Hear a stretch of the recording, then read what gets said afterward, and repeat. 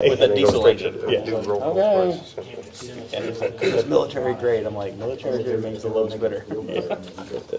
Run forever though. So, yeah. Well, it's Good, diesel. good. Trying to stay cool. So he wants, he's gonna make it into a Nil guy chasing buggy with a, you put a high rack on the top. That's the way to do it. Good Lord, dude. Lord knows how much. Boys and their toys. I'm telling you, man. Clifton.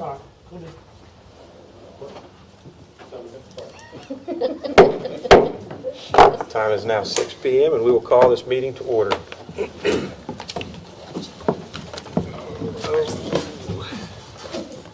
Let us pray. Father, we praise you and thank you for all we have, all we are, and all that is to be. Through you, we can weather any storm, as your grace is sufficient.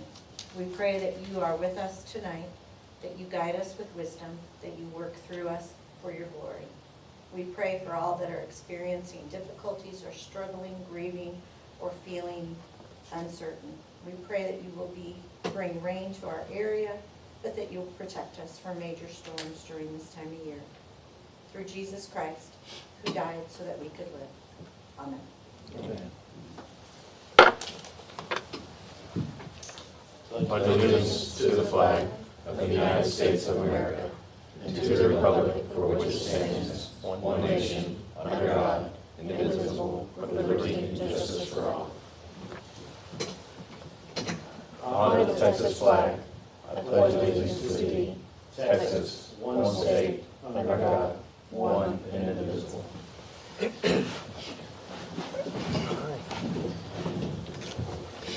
Okay. Here we have one council member absent, Mr. Johnson.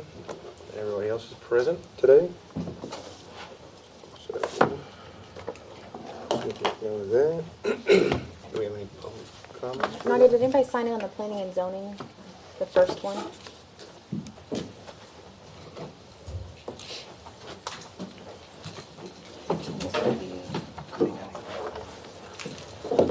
The other sheet? Yeah. Yeah. Okay. And you're here for your replat, so you don't need to. Okay, so there's no public comment. Okay, no public comment at this time. Consent agenda, approval of minutes from called meeting held August 8, 2022. Long time ago, but hopefully Jeez. it's our last meeting. I make a motion to approve consent agenda. I'll second. All in favor? Aye. Aye. The motion carries. Discussion and action items. A, preliminary review and action on replat of lots 30 and 31, Block 1 of Oakwood Shore Subdivision, Section 1, also known as 31702 Bayou Bend. Okay, so this is just a replat of 2 lots in Oakwood Shores. The HOA has submitted approval. Plan review has approved. So now we just need preliminary approval from planning and zoning. So, Mr. Skinner's here if there's anyone that does have questions, but everyone from the city is kosher with it. okay. Are you saying from planning and zoning? This is a planning and zoning meeting. Okay. Yeah. And then we'll do a second approval in the next meeting. So I'll make a motion Okay. to approve it. I'll second. We have, all in favor? Aye. Aye. The motion carries. Preliminary review and action on replat of 30 and 31, Block 1 of Oakwood Shore Subdivision, Section 1, also known as 31702 Bayou Bend. Okay, discussion and action on B, preliminary review and action on replat of lots 14, 15, and 16, Block 2 of the Havenwood Subdivision, also known as 15637 Edgewater. So this is 3 lots in our ETJ. Because it's in our ETJ, we are required to give approval on all replats per the county. Again, plan review has reviewed everything. Drainage district has reviewed. Everyone has given the approval. I'll make a motion to approve item B. Second. All in favor? Aye. Aye. The motion carries. Preliminary review and action on replat of lots 14, 15, and 16, Block 2 of the Havenwood subdivision. That, I'm just saying it. Oh, Motion sorry. carries on it. Okay. This meeting is adjourned. Do we need to sign the replat? Yeah, we can do it, so we got 6 minutes until the next meeting can start. So if we want to sign, we can. Just watch your Carefully. steps. Yes, watch your steps. And who signs? Let me make sure, yes. All of you sign on one of them and then one of them. So if y'all want to sign, are you gonna do it for me? Do you have a special pen, or do we just, okay. A big feather. Got some ink and quill up there. Okay, so on this one, only the mayor and I. Yeah. And then on Get this that thing one, in there, man. can you sign your name? Oh, no, the hot water heater over You'll there. do two. They're trying to close Friday. So you're,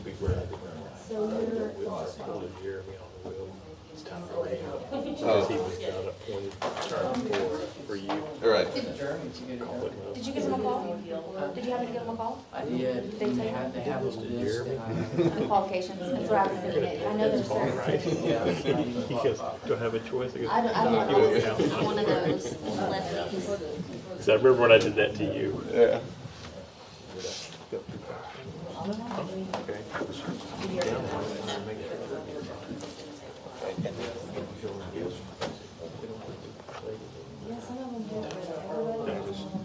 You just start. Yeah, you start from there. Oh, wait, listen, open the meeting, then public comments. Yeah, we gotta close again now. Come on. I know they put.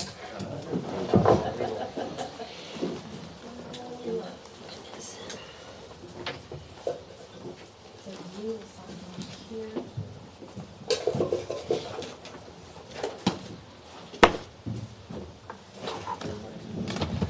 So you're gonna sign. I'm a heavy chapstick user, but lately there's like no moisture anywhere. So it's, You know, that's something I never did was chapstick. Really? Yeah. I kind of have a little bit of an addiction. I could think of worse addictions. Yeah, that's true. So. You get the flavor stuff. Sometimes yes, sometimes no. I try to just get as natural as I can though, because a lot of the stuff has alcohol in it, so it's kind of counterintuitive I to. bet like in dry areas, your cake. I know. Yeah, I'm not a huge Vegas person, but I have been there a few times, and I definitely use a lot of it I there. went to Grand Sorry. Junction. Uh huh. It was so dry. I ended up having to turn the shower on, sleeping with the shower on. Really? Because it was just, You can. because I'm You got from 3 here. minutes. Yeah. This is what I'm used to. Yeah. If you're a minute behind. I like it's the okay. fun. Not so much Call it to when it's order at 104 6:10 degrees. or whatever. Yeah. Yeah. And 100% humidity. Oh, yeah. That's the Yeah, take it. We're going to It takes forever. Maine in October, and so I'm so excited to have like. Did you leave it in the car? No. Autumn, Really? you know, we're going the week, the best week for the Yeah. foliage and. Half the time I pull it up on my phone Yeah. quicker. I've never Excited. been to Maine. Me neither. I've never traveled to the Northeast really at all. The furthest Northeast I've been is Tennessee. It's a nice place too. I went to New York, and I'd never experienced cold like that before. It was so cold. A former boss of mine lives in New Jersey. I And say he's it, been. always say it. Palm trees That's all that you, grow there. I don't that's go. all you do. That's a good motto. He lives in New Jersey. It's paperwork under here. You take the payment. Ever since he retired, come visit New Jersey. Oh, really? Just probably anything for me Good. there. He said, we'll go to the city and eat New York. I was like, So- okay, maybe, When we go, this is yours. maybe. When we, I know.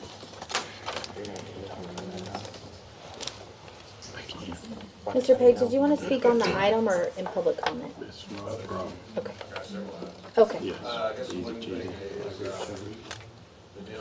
so I just say this one.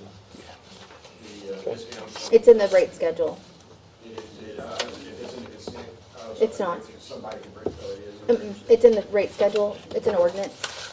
The ordinance to amend the fee schedule. You can do either one. That's why I was, if you want to talk on each item, you can, or you can do it all during your public comment. That's why I was asking. No, you're fine.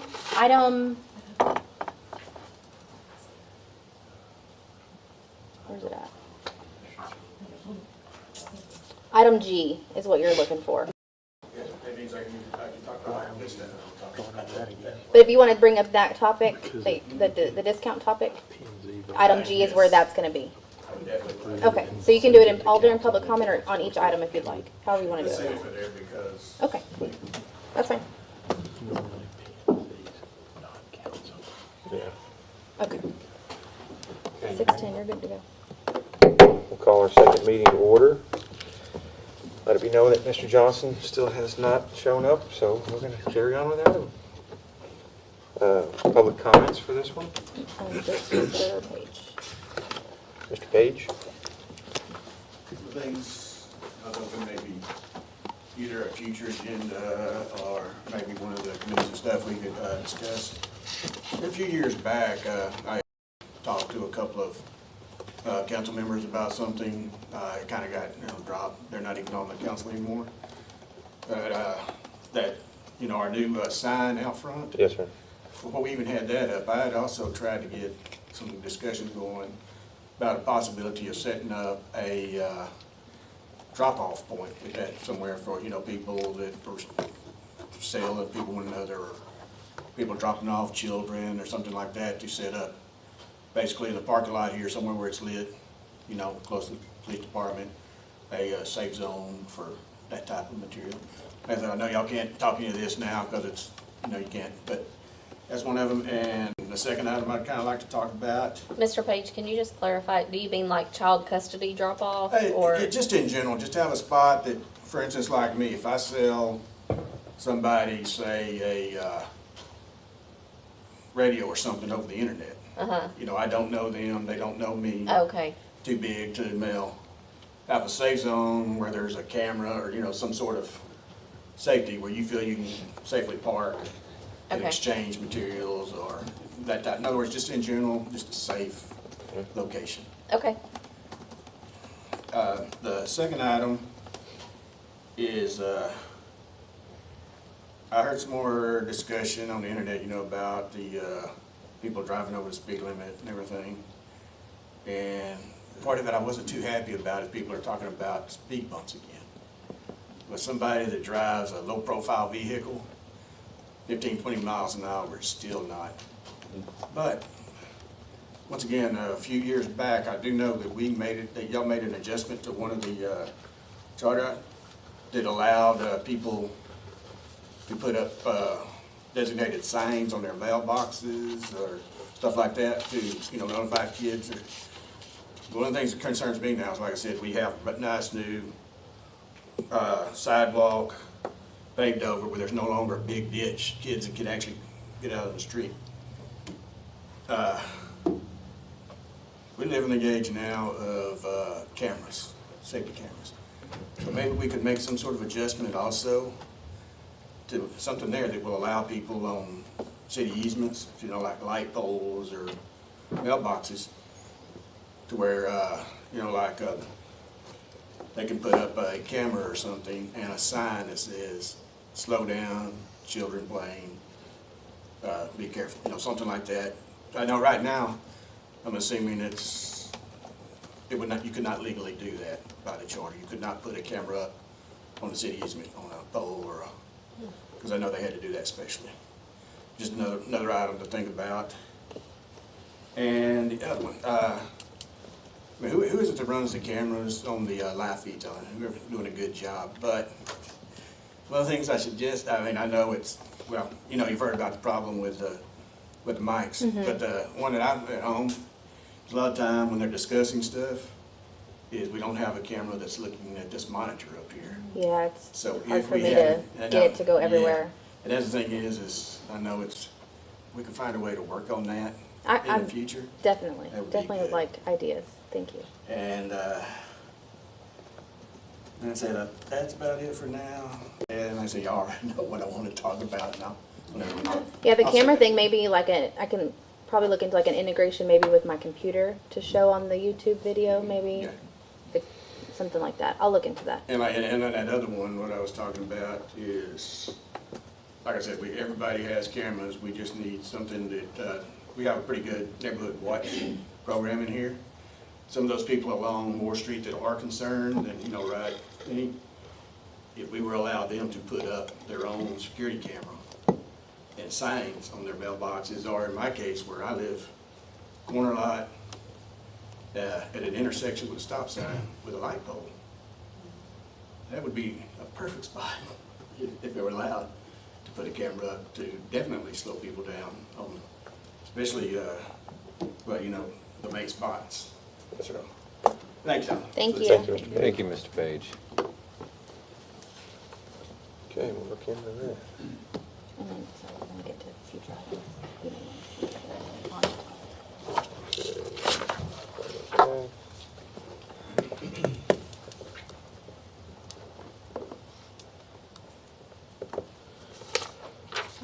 Okay. Item 4, Employee Service Award. Stacy, come on down.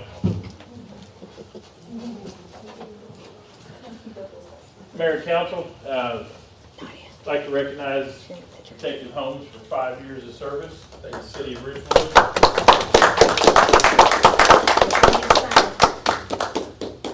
Put your hand up. Belongs to you. There you go. Yeah, we gotta do the, There you go. yeah. And I would like to point out that he is getting a 5-year service pin. That's not a cubic zirconia, that is a diamond out of Bayou. Nope. We definitely appreciate it. Thank you, Stacy. Thank you, sir. Thank you, Mr. Holmes. Everybody loves Detective Holmes. Okay. Consent agenda. Item A, Budget Report, June 2023. B, Budget Report, July 2023. C, Investment Report, Quarter 3, Fiscal Year 2023.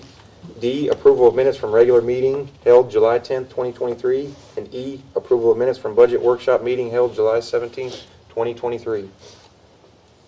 Okay.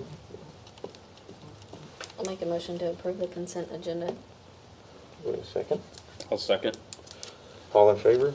Aye. The motion carries. Okay, discussion and action items. Final review and action on replat of lots 30 and 31, Block 1 of Oakwood Shores subdivision, Section 1, also known as 31702 Bayou Bend. So this is just formality. We're required to approve it in both sessions.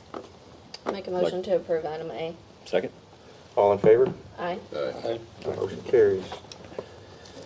Item B, final review and action on replat of lots 14, 15, and 16, Block 2 of the Havenwood subdivision, also known as 15637 Edgewater. Make a motion to approve. I'll second.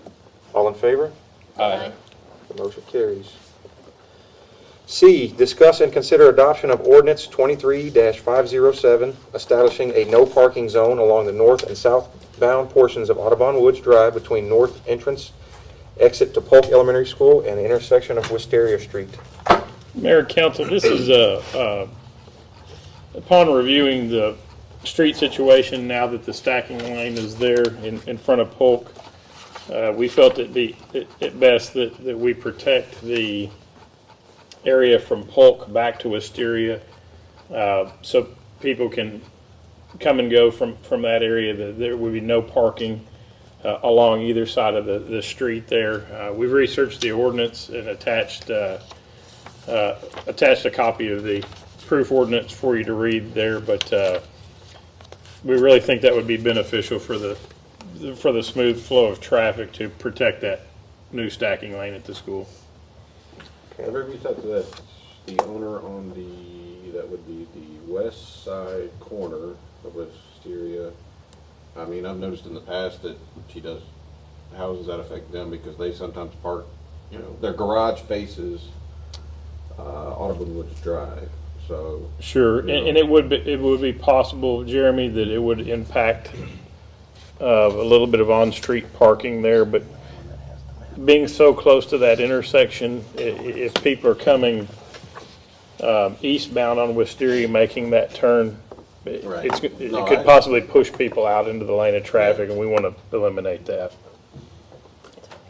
I just, I'm not saying I'm against it, I kind of feel that it's gonna definitely impact those two houses right there on it, because I know where their garages are. You know, I've seen them, and sometimes they park on the side of the Sure. road, but they got multiple cars, and I think one of them runs a daycare out of that house or something like that. Mhm. It's- I would even like to see it extended, like, I know we painted the yellow on the other side Mhm. of it, because That's when they park, it's supposed to be 50, isn't it? 50 from a stop sign? I don't know, that's what I was told, but, you know, when they pick up in the afternoon, if you have cars packed up there, they're waiting for the walkers to come, and they park there, waiting for the walkers, it's, then you have the hard time, like the buses are coming around, they try to go around all those cars and stuff like that, so. Well, on Wisteria also, they park at the stop sign. Yeah, that's what I'm Every saying, day. I mean, it's like So, right there, we made, I mean, you almost want to extend it every which way. I don't, what is there a rule that says what color you can, I don't know if a red would help instead of yellow, but I can tell you they definitely do not pay attention to the yellow. Right. Do you know anything about this? It's, Sorry, I can address that if you don't mind. yeah, So the yellow is not enforceable, that's just kind of like a warning. The only thing that we can enforce and actually cite for is a red painting, and it has to say no parking fire zone on there for us to be able to enforce it and actually issue citations and enforce it. When I did traffic control there this last year, when we had the one-way going, a lot of people wouldn't mind the yellow and they would park away, and the purpose of that is like the school buses.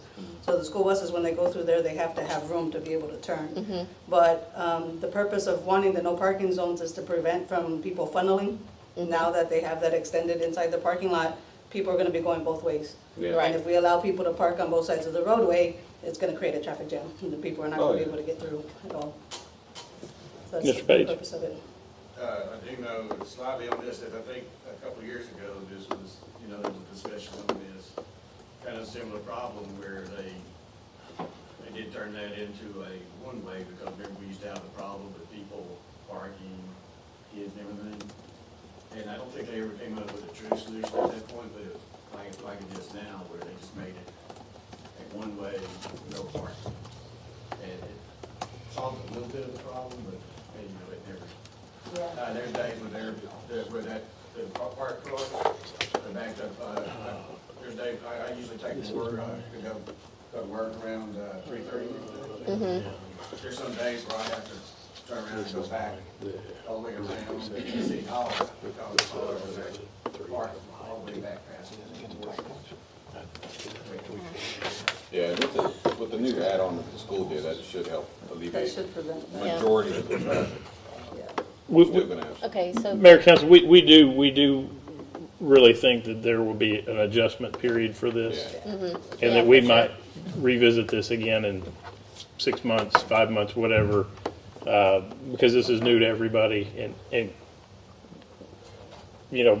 in theory, this is supposed to get everybody off the street. Right. So we're just gonna kind of, other than this, we're just gonna kind of wait and see how it flows naturally, and then come back and try not to upset the apple cart by interjecting our rules into the natural flow. Yeah, hopefully the extra parking, that extra Yeah. cul-de-sac that they built in there helps. But in order for us to be able to enforce it legally, we would have to paint it. If not, people are gonna park and then wanna walk their kids in and stuff. They do that already, but further down the street towards the curb. But Yeah. where I sat at that intersection most days for school zones, and they were pretty good about parking away from the stop signs. That was never That's the really an main issue. thing. But it's that if I'm one not at there, one of us Wisteria. isn't there, then Yeah. yeah, they tend to do it. It's the one at Wisteria. Yeah. I'm pretty certain it's not the school traffic, it's, It's the Wisteria and. yeah. Well, if the cop's not there, it's a two-way all the time. Yeah, Yeah. we're not there, unfortunately, we can't be there all the time, I wish we could. But we do most days try to be there. But now that it's not gonna be a one-way, we're trying to restrict that of us not having to be there all the time. Because my personal belief is when I'm there, and if something happens while I'm there and I have to take off, it's kind of hard for me to maneuver. I have to turn on my lights and I have to be super careful when I get out of there to go to a call. So it makes it a little bit tricky. So will this be painted in red, or is it, how's it the plan? Yeah, It would have to be red with no parking fire lane on there for us to enforce it, yes, sir. Well, I'll make a motion to, what's that? See? What to your language? C. Yeah, okay. Make a motion to adopt ordinance 23507, establishing no parking zone along the north and southbound portions of Oliver Woods Drive between the north entrance exit to Polk Elementary School and the intersection of Wisteria Street. I'll second. All in favor? Aye. The motion carries.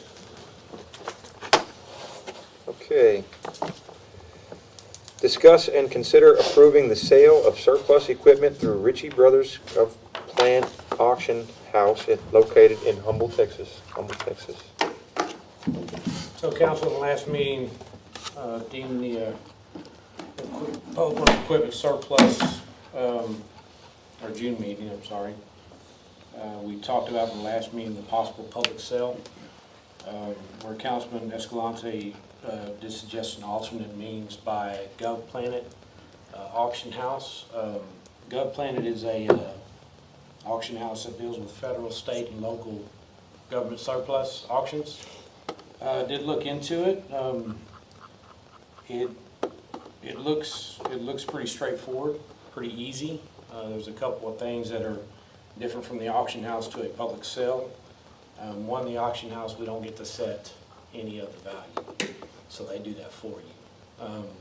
With the public sale, we can set the value, and I adjusted the list from last time. Should be in your packet, showing a 25% benchmark being less the estimated value originally presented. That 25% is based on Ritchie Brothers or GovPlanet's seller's fees for any piece of equipment, $3,000. That sells for $3,000 or less. Anything over that is 15%, but I took that 25% across the board. So if we sell something for $1,000, they take $750 out. Is that what they take 25%. they take 25%? Okay. Seller's fee is 25% for items that sell for $3,000 or less. Okay. Anything over $3,000 would be 15%. Now, this is somewhat negotiable. Being a first-time user of GovPlanet, I did talk to the local representative. The streamline aspect of it is that we deal with the whole process through her. We don't deal with a lot of people. It's one person. She facilitates the paperwork. We list all the equipment. She answers all the questions. She files paperwork with the auction house. Then we just have to transport the surplus equipment to Humboldt. What method do they use to determine the value? They use market value as of now. They also use if they have sold the same or similar equipment at their auctions within the previous couple of auctions before. Okay. They'll refer to that as well. I guess to come up with their starting bid per se. Will they compare the two? I mean, just in case there's some kind of nuance to the previous auction, you know, maybe they had just a few bidders and everything went for a low amount, I guess. Oh, well, I think that's where market value comes Okay, into- so they'll comes into compare the place. two. Yeah, I think they just compare both of them Okay, to basically get a starting bid point, and then they go from there. okay. And so it's I'm sorry, Mike, do you have a Oh, go ahead. Okay. They, as far as the process goes, after about, 6 days, the purchaser has to pick up their property from GovPlanet's lot or auction house. Within 21 days, the city receives their proceeds from the sale. So it's pretty clean, pretty straightforward. We just have no authority over what.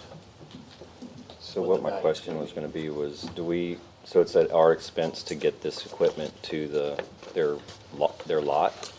That's correct, but it's at our expense anyway. So if we were to do a public sale and any of these items don't sell, that's where they're gonna need to go anyway. So we kind of ensuring that, well, not ensured, but there's a possibility that we're gonna be doubling our efforts. I guess just one random point is, you know, the community bought this stuff. It might be a good opportunity for if someone in the community wants to purchase it, it would make more sense to me to try to sell it here first. And what doesn't sell, we send to an auction house. Is that too much to ask, or? Well, no, it's another step. Nothing's too much to ask. We can facilitate anything. I think and I thought the same thing. That's why I suggested the public sale. I also think that a lot of the surplus equipment is applicable to people down here in farming and, you know, we have small dump trucks. I think it's applicable across the board down here. Yeah. But For a public sale, it's just a matter of running in the ad and paper, the public service notice, or pretty much. Yeah, we'd have to run it. Facebook or We'd need to run it twice. It's an invitation to bid. We would have to include in that ad an invitation to view the equipment before purchase. We have to fix up a very detailed description on this equipment and get it posted on the website. I mean, there's some work to do before we actually do it. I think the main issue, council, was just the minimum pricing. I think that was the crux of the discussion last time. And if you're amenable to that, and we do market value as the low bid, then I think we're good to go. We can try to sell it here, and if not, then we'll take it to auction. I think that's a great idea.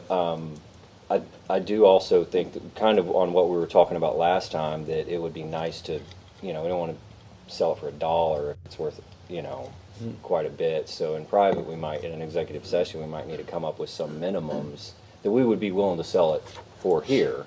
Because ultimately it's community, but we also have the ability to make funds and buy other things. So that's kind of where I'm going with it. Is I would suggest, you know, an attempt to sell it at a reasonable price to the community, and if they don't want it, then it would go to a government auction. But if that's too much work and the compensation for aggravation ratio doesn't meet, then that's another conversation. No, it doesn't meet criteria of an executive session. Okay. So you just have to trust him to set a price and go from there.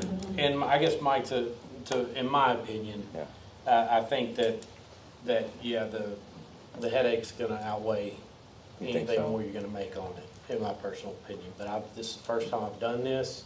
I just get a good feeling with GovPlanet and how streamlined it is. I think if you take a little bit less money in the long run, you're not going to, just from the public sale. And then whatever doesn't go, having to double our efforts to get it up there. We don't have as many pieces of equipment. We lose any kind of negotiating power that we do have for the seller's rates or decreasing the seller's rates, which we do have a little bit.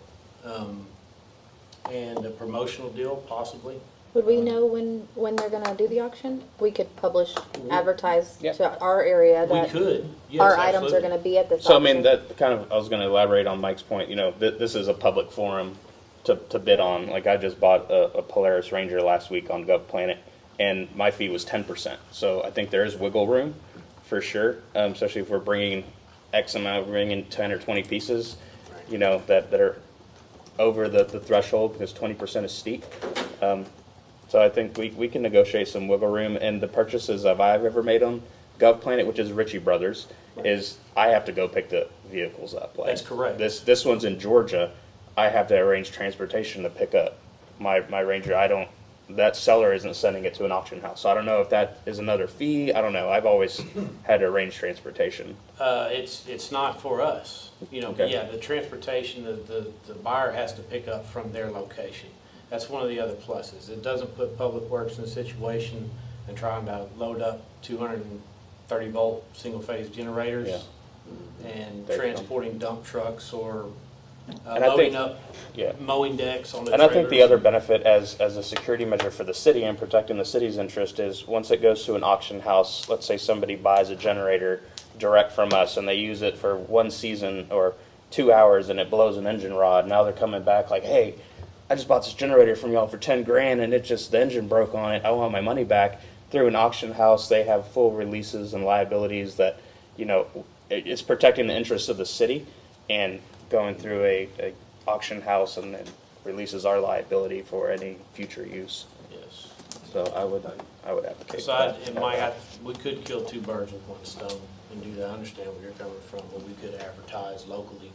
I think Rory makes a really good point that I didn't think of. Was And then we have so many liability public with works the- projects in the mix right now. I think our time is best suited, and your employees' times is best suited to focus on what we're budgeting and funding for the city than having to worry about, taking pictures and getting stuff ready for sale and entertaining people that want to come kick tires and lowball an offer.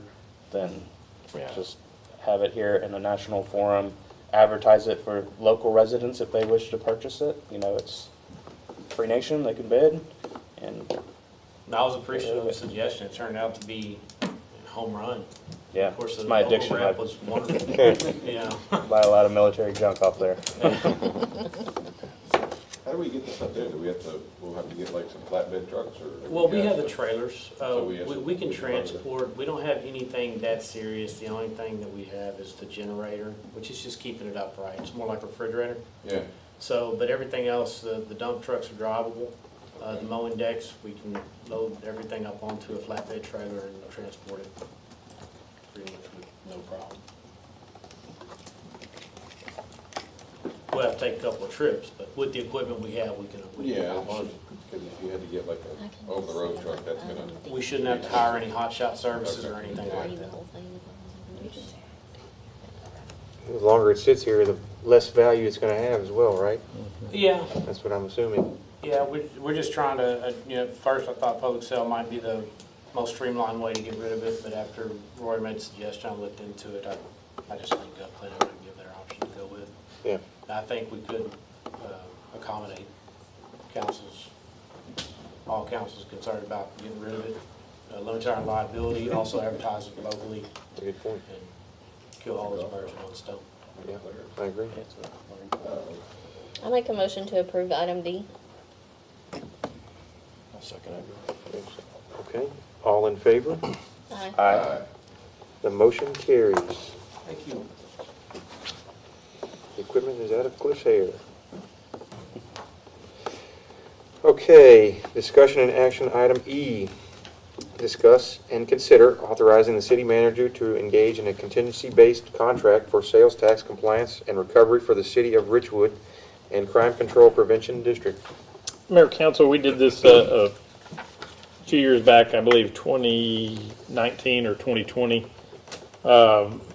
Sales tax audit is kind of a unique field. It's something that we don't do as a city, and making sure we have compliance with sales tax collection. It's done through permitting. They look at payment trends, and I believe last time the number off the top of my head was about 64,000 in recovery. So you look at 64,000 times each year.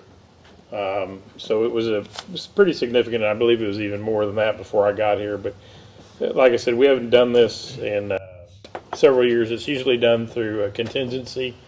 It's a 30% recovery or 30% of recovery, or it's 30% of recovery plus a fee, or it's a mixture of both.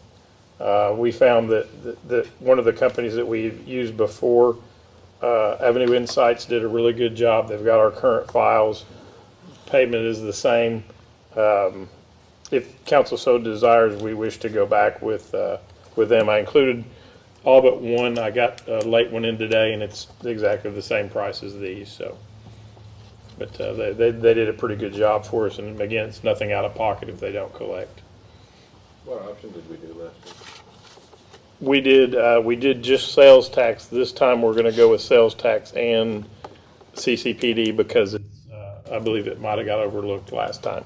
No, I mean, like, they have, like, different payment options. I mean, what they offer. That's the one we're not suggesting. That's a fee that's 30% plus an annual fee, whereas Avenue is just the contingency. Oh, okay. I got Now, it's nice, don't get me wrong, the other services that they provide. The problem is a lot of that material can be found through public source data. It's just compiling the data. They're very good at it, but right now we just need the compliance portion. Do they cover the online sales tax? That's a good question. We talked to 4 companies, and all 4 were basically of the consensus that your bigger agencies, Amazon, Wayfair, all the big ones, most of their taxing departments are very adept at what they do in their GIS, not so much the zip code. They said there might be a little leak here and there, but they said historically they're very good at what they do. It's the smaller companies, and that's what these companies specialize in. And you'll see. She showed us. Trish sat in on the meeting as well. You'll see the trends where they fall off, the payments fall out, and they go do an audit, and they'll let them know, hey, we're looking at this, and then they pick back up again. I think the concern was the state. We get, it's 8 1/4 tax, 6 1/4 is the state is the comptroller distributing that equally. I mean, we have 3 zip codes in the city of Richwood. Are we getting hosed here and not getting our full? They report it by the jurisdiction that it should go to, and they get that information from the GIS.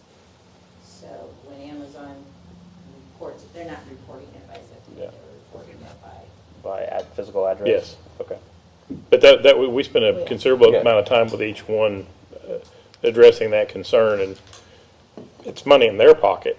Yeah. So they're all like, yeah, we ran that rabbit. Didn't make much. And to clarify, no fee unless they collect. That's correct. Pro bono. Yeah.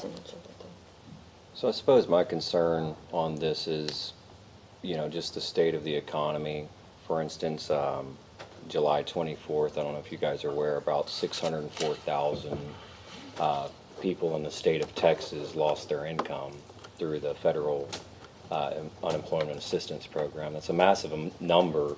If you think about it in just scale, that would be like 2/3 of every law enforcement officer in the United States losing their job in one day. So we're talking about something pretty substantial. And I suppose the question goes into who's going to hire those people. And just another aspect of it, I had a conversation with a small business owner the other day, and he told me that he was going to be going out of business.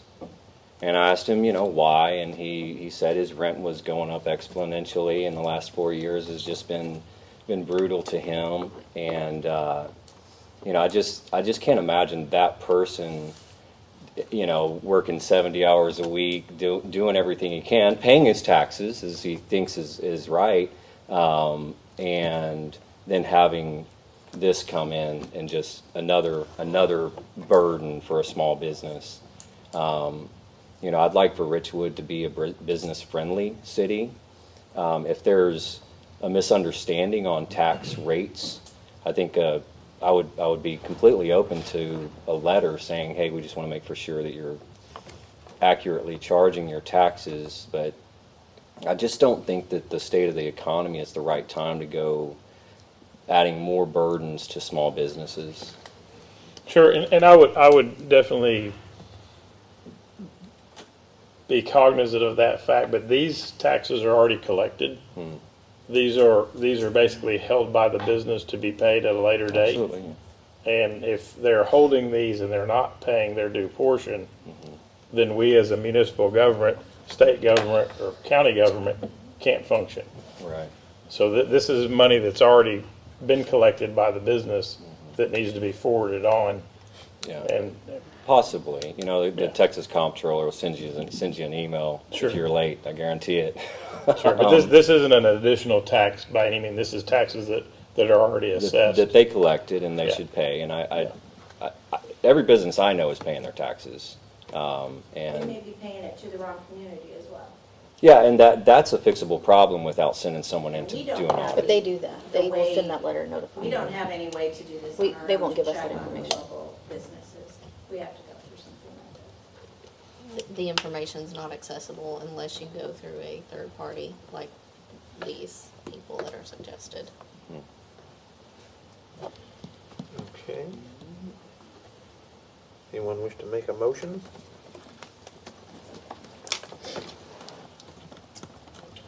I'll make a motion to approve item E. I'll second. All in favor? Aye. Aye. Aye. Nay. Okay. The record reflect 3 yeas, 1 nay. Motion carries.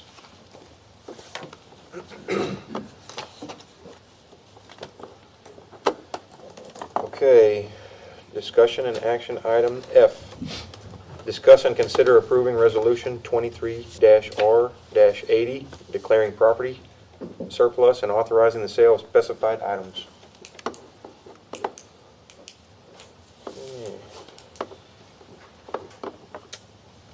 Mayor, Council, this is, I'm sure you're all aware of the park issue we had. It's about $1,900 worth of playground equipment purchased through KRB, and neither of these pieces of equipment meet the compliance guidelines for a municipal park. So at this time, we need to declare this surplus so we can attempt to sell it. This can only be sold to private parties, and no other municipal park can use it. So it definitely is going to go to a resident, yes. Hopefully. Hopefully. Who owns it? City. The city owns it? Oh. So we bought it? Yeah, we Does purchased the it. city own it or KRB owns it? Well, they used their park line item, the parks line item, so it wasn't out of beautification funds, it was out of parks funds. That little gazebo is awesome. Came out of general. Yeah. So the goal here is to do a public sale, take sealed Try to. bids, and hopefully sell it to somebody that lives in the community. I'm just kind of confused that, so it came out of general funds, not the KRB funds? So KRB has access to one line item in the Parks Fund, which is where they do parks projects, host your trunk or treat Christmas. They host all the city events through that. It's not, let me start with this. KRB is a one board that is two boards that's really one. And they're Parks and Rec and they're KRB. So they did this as Parks and Rec. We don't have enough people to fill two boards, so they act as What those is the boards. threshold that takes council to vote on, like, spending, $50,000. is it 50 or is it over 5 or? 50. 50. 50? 49,999. Okay. Yes, sir. The first thing that came to my mind, which I think maybe came to someone else's mind, was on the faces. Mhm. This money was bought with, out of a fund, Richwood, city taxpayers' money. How did it get through the loop that this was purchased without first making sure that it was compliant with state and federal rules? How did that happen? Staff was not aware. Staff made advisements on what compliance was and what needed to be, and it was unfortunately purchased outside the purchasing guidelines. So was there corrections made, without having the same personnel problems? But yes, since, Was yes, there correction made? yes, no purchase is going to be made out of that line item other than staff. It was. A clarification was made to the board, and also not because of that, for different reasons. The person who purchased it is no longer on the board as well. And just, I love KRB. It does a good job for the city. And I really love it. But I think just due to the people on the committee, the way it is, sometimes I wonder about the actual oversight by the people behind the counter here in making sure, the things that happen with KRB are monitored. Because the people on the KRB committee, maybe not so much this council that's changed, especially with previous, you had a very close relationship with people on the KRB committee and council members. Yes, Hi, Leslie Klug. I'm the current executive director of KRB, and I would just like to comment that this equipment was purchased well before anybody. There are literally 2 people on the board right now that were there when this equipment was purchased, and when this was built. There were only 2 people that had any foreknowledge, and it was months and months before it was where we could put it together. And like I said, only 2 people that were on the board, and one of them wasn't even there. Only one person, literally one person, was on the board that bought this and the board that put it together. And so nobody, we just knew that there was an agenda item that said we were supposed to make a date to put together the park equipment. We got together, we put together the park equipment, and one of the last things we pulled out of the box was a little tag that said residential use. And that's when we realized, uh-oh, something happened well before all of our time. This wasn't something that was done it was just something that wasn't fully vetted, because she probably didn't know that there were guidelines that had to be followed, because the same equipment is at a church, and that's why she picked this one. So it was an accident. It was unfortunate, but there's not any. I think what I'm hearing is that the community wants a playground. They do. So And if we do sell it, that money would it be was- opposed to making sure that that money goes towards The correct equipment. well, The problem is the money- a playground equipment is probably closer to $50,000. the money was So we just originally don't have the earmarked funding. for a sign. My understanding, like I said, this was well before my time, but it was originally earmarked for a sign, and because of COVID restrictions, The sign they were- prices doubled. yeah, everything just kind of went crazy, and so it was like, okay, well, we have this money, can't get a sign, what can we do?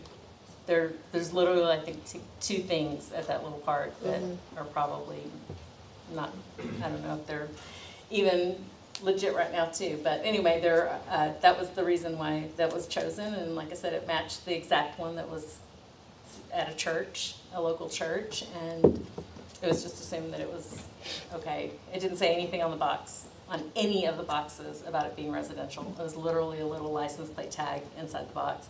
It didn't say it in the instructions. I carried the instructions around all day and read from them. It never said residential in there either. So I don't know what it said on the website. I don't know. Anyway, as soon as we found out it was residential, we made a phone call and made sure that you guys knew. I can speak to it a little bit. I was actually sitting on the board at KRB when this was talked about and ordered, and I'll be honest with you, if you'd have asked me, I'd have never known that it had to be certain criteria met for a playground. And I can 100% say, there was no ill intent or anybody trying to, pull a fast one on anything or anything like that. It was simply a group of volunteers that thought the park would benefit from being upgraded, made look nice, and have something for the children to play on. And I think at the time we all thought that. And it wasn't until I got the notice that it's residential, and then it dawned on me, and I was like, oh yeah, I never thought about it. Can I rephrase what a little bit? Yeah, sure. What I really, I said, good idea, but I guess what I was trying to get at, maybe didn't say it wrong, is, like KRB maybe needs a little bit more help in the area of, say, like our city attorney or others, when we are authorizing KRB to make a purchase or beautify, do something in the city, that somebody is, because everybody knows the state of Texas, there's tons of regulations. Yeah. So just, make sure. No, and I think, and it's a good point, and I think, Leslie being on the executive now knows, if we want to purchase something like that or do something, just a quick check with Eric and say, are there any? And that is now and I the mean, policy is any purchases will go through Eric for just sure. to make sure everything's done. I think This did go through multiple, it's supposed to go through multiple steps of staff. I'm the initial advisor in meetings, so I hear the ideas. They were forwarded then to Cliff. Cliff gave his, where he did advise that it needs to meet certain criteria. And then once it was purchased, I was under the impression it went through the purchasing guidelines, which it did not. So Trish never got to lay eyes on it, and then it just became like a domino effect. So now, before anything, there will be no more park equipment purchased by this board, or any kind of equipment that way. We'll stick to beautification for now. And then any plans or ideas like this will be workshopped with staff and not just in the monthly meetings. I definitely do not think there was malintent. I didn't lay eyes on the equipment until it was built, so I knew it had been purchased. I wasn't really hitting word of mouth. No, I just want to make that clear, just because it does. We have the same people serving all over the boards. Well, now, yeah. There's not someone saying, hey, maybe we should look at this because, everybody working together. That's just my part. This has definitely been a learning experience for staff. It's just one of those. And KRB. We just don't have a lot of, staff doesn't have a lot of time to focus on building a park, and so when KRB asked if they could spearhead something, it was like, yes, we would love that, and it just didn't go the way we all wished it had went. So I do hope that a Richwood family can take advantage of this and we'd not lose too much on it. Almost new, practically new, never used. So we definitely learned. Church has one just like this now. So one of our previous employees ran the church down the street, and he built something very similar. I was about to say, we got several churches in this area that I'm sure would love a donation of something like that. Unfortunately, since it was purchased with tax money, we're unable to donate. So what control measures do we have in place now for, because my concern is, being guardians of taxpayer money and to see it, on accident spent like this, $2,000 is $2,000. Previous meeting, we talked about, taking away benefits for some of our volunteers. That's probably less than a couple $100 a month, yet we can make an error in this method. But so what control measures do we have in place? We're elected officials that are here to guard the taxpayers' money. Not saying, appointees don't have that same intent. They're eager to get stuff done, and we appreciate that, but we have to set boundaries and limitations and checks and balances. I'm just curious to know what control measures we have now. Met with KRB last week and took parks out of their purview, so that can't happen, and that KRB now understands that anything that happens on city property, for city property, or anything to do with city property will run through the city. And at that time, that pretty much solves that problem. Okay.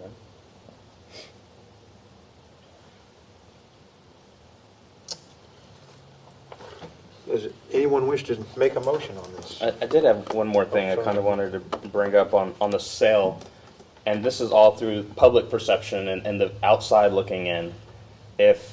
Take, for example, if us as a council made a mistake like this and we had to sell a piece of equipment as public, as surplus, I don't think it would look good if I then went and bid on it and bought it for $500 and it's valued at $2,000.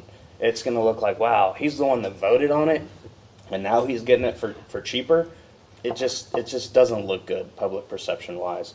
So I'm recommending, there was no ill intent behind it. But I think if any KRB members or anybody that had their hands in this mistake, just through perception, shouldn't be allowed to purchase the surplus equipment, because it's going to be given at a good discount, I'm sure. And it just doesn't look good spending taxpayer money like that and then buying it at a cheaper rate. Agreed. I'll defer to Philip on whether we can restrict that. I'm not sure. I know council probably cannot. Or if not, an ethics the suggestion for a church, we can't donate it, but we can sell it to a church for $1. I mean, it's going to be a sealed bid. I would have to take sealed bids on it. I couldn't. Councilman Escalante, are you saying that you would rather donate it to a church or sell it to a church for $1 than to let a citizen No, I'm not bid saying, on it for? not any citizen, anybody that was involved in the procurement of this surplus, now surplus piece of equipment. Any But no one on potential the board is conflict of involved in the interest is procurement of the what they're trying property. to avoid. Everybody on the board came after it was purchased. That's not entirely true. Okay, there's, There was one that was on it, but she didn't buy it.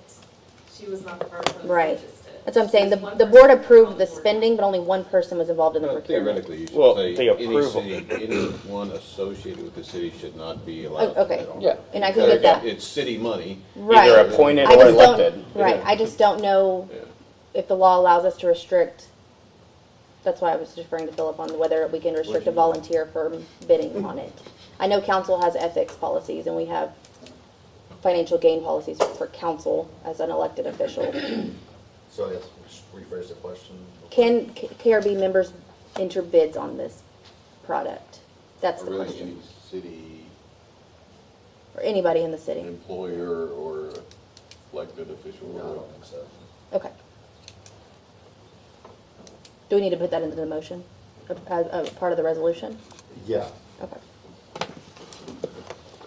I could just see it as Oh, I agree. I a understand. storm. I just want to brewing, make sure like, we're not "Man, violating any. They voted on it and got it passed and spent our taxpayer money. Now they bought it That's in their for backyard. 80% of the Yeah. value and it's in their backyard. Just before you I'm gonna put get on that before you board. put the final in there, I don't know how much this equipment is worth, but let's say it's a couple $1,000s. Where does that money go? It'll go back into general fund. It'll just be a revenue. It came out of general fund, so it'll go back into general fund. Okay. It would be this plus, Do you have to change something before we make a motion? What I would prefer is just a motion to approve my resolution with the addendum of prohibiting anyone involved in the city. Elected or appointed? I mean, I would even cover staff if you want to prohibit anybody, I would say anyone with Yeah. city of Richwood affiliation.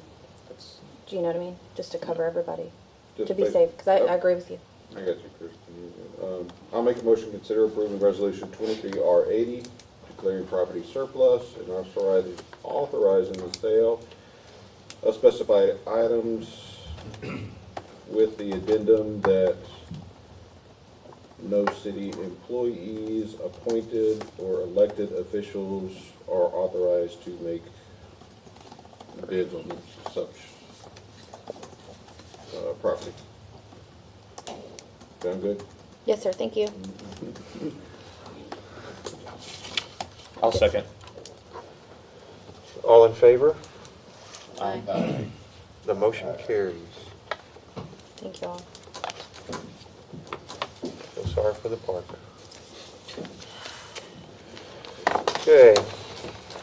Action item G, discuss and consider adopting ordinance 23-508, amending Appendix C, fee schedule of the codes of ordinances to amend plumbing permit fees, utility rates, and additional fees and voluntary donations. Before you get started, there is a copy of that ordinance in front of each of you. It does not, when we get to discounts, I just redlined what we're removing. That's really for my Muni Code people to know what's being changed. It doesn't change the substance of this, what's on the agenda. If I have a request for an addition to the voluntary donations, how can we, We can amend this on the modify fly. that? Okay. Yeah.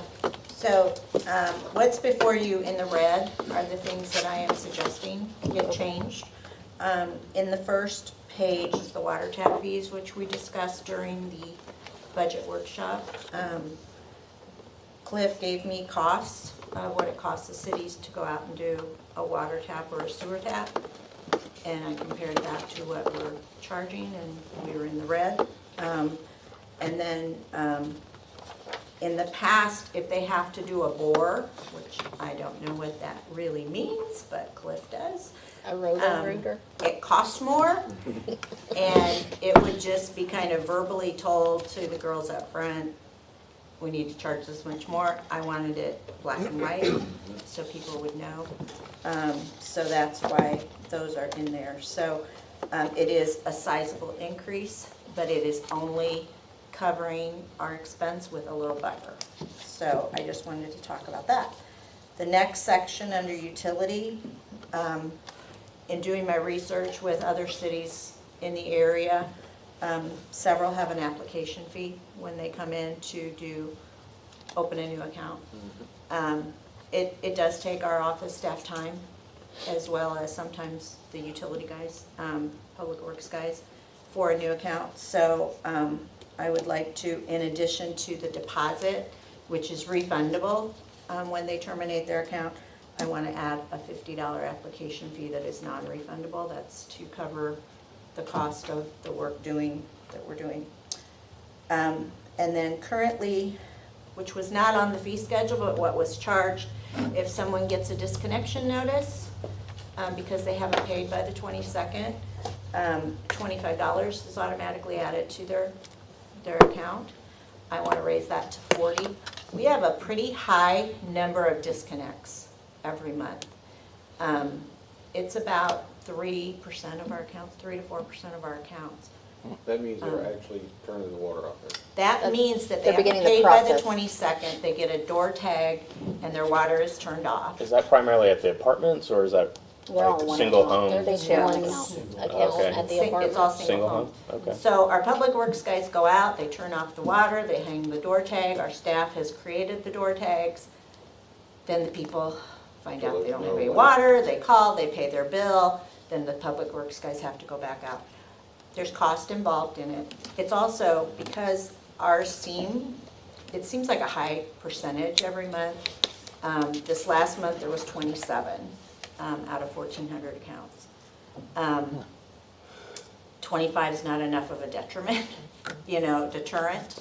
And it's also not covering our cost. So I wanted to raise that to 40. It was also not on the fee schedule before, so I want it on here.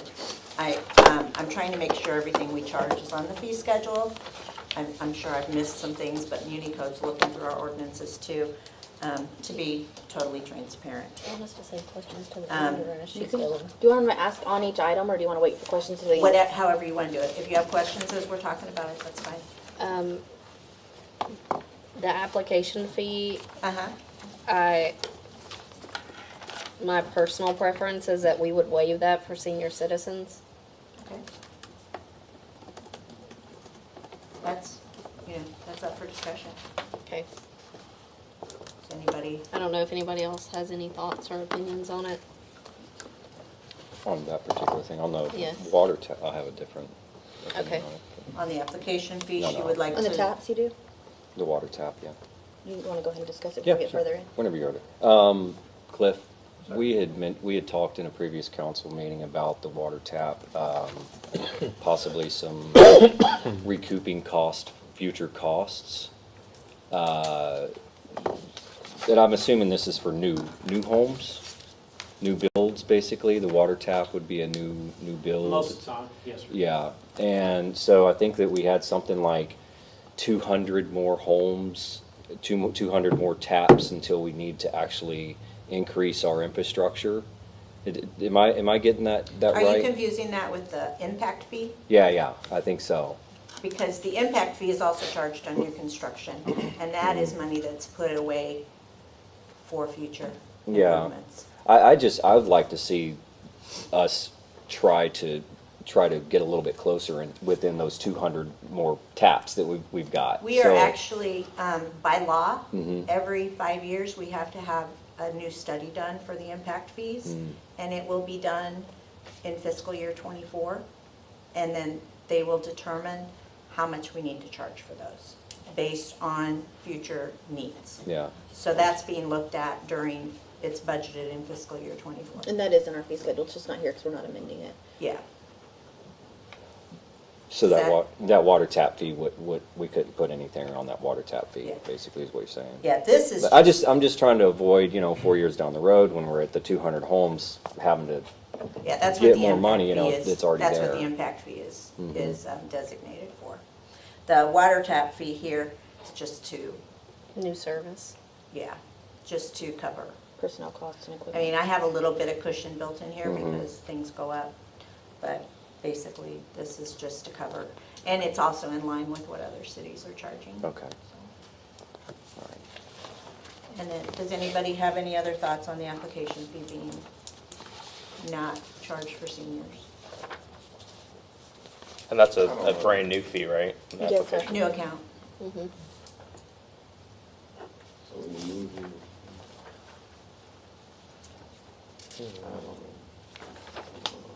I mean, I think we give a discount.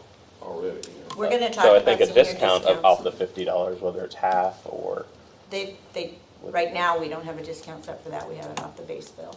And we are increasing that as we get there. But currently, there is no application fee, correct? Correct. Okay. What is the rate that senior citizens are moving to Richwood?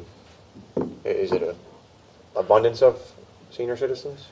I have no idea, I sit in my office and I do. But we also don't really know unless they request the discount. Yes, We're not asking them their age yes. when they just apply. asking. Yeah, we don't ask people their age, they have to. I didn't know So if they there let was- us know that I mean, there's, if they're homesteaded, you can see their exceptions on DCAT. but when they're doing utility Right. accounts, they're not Yeah.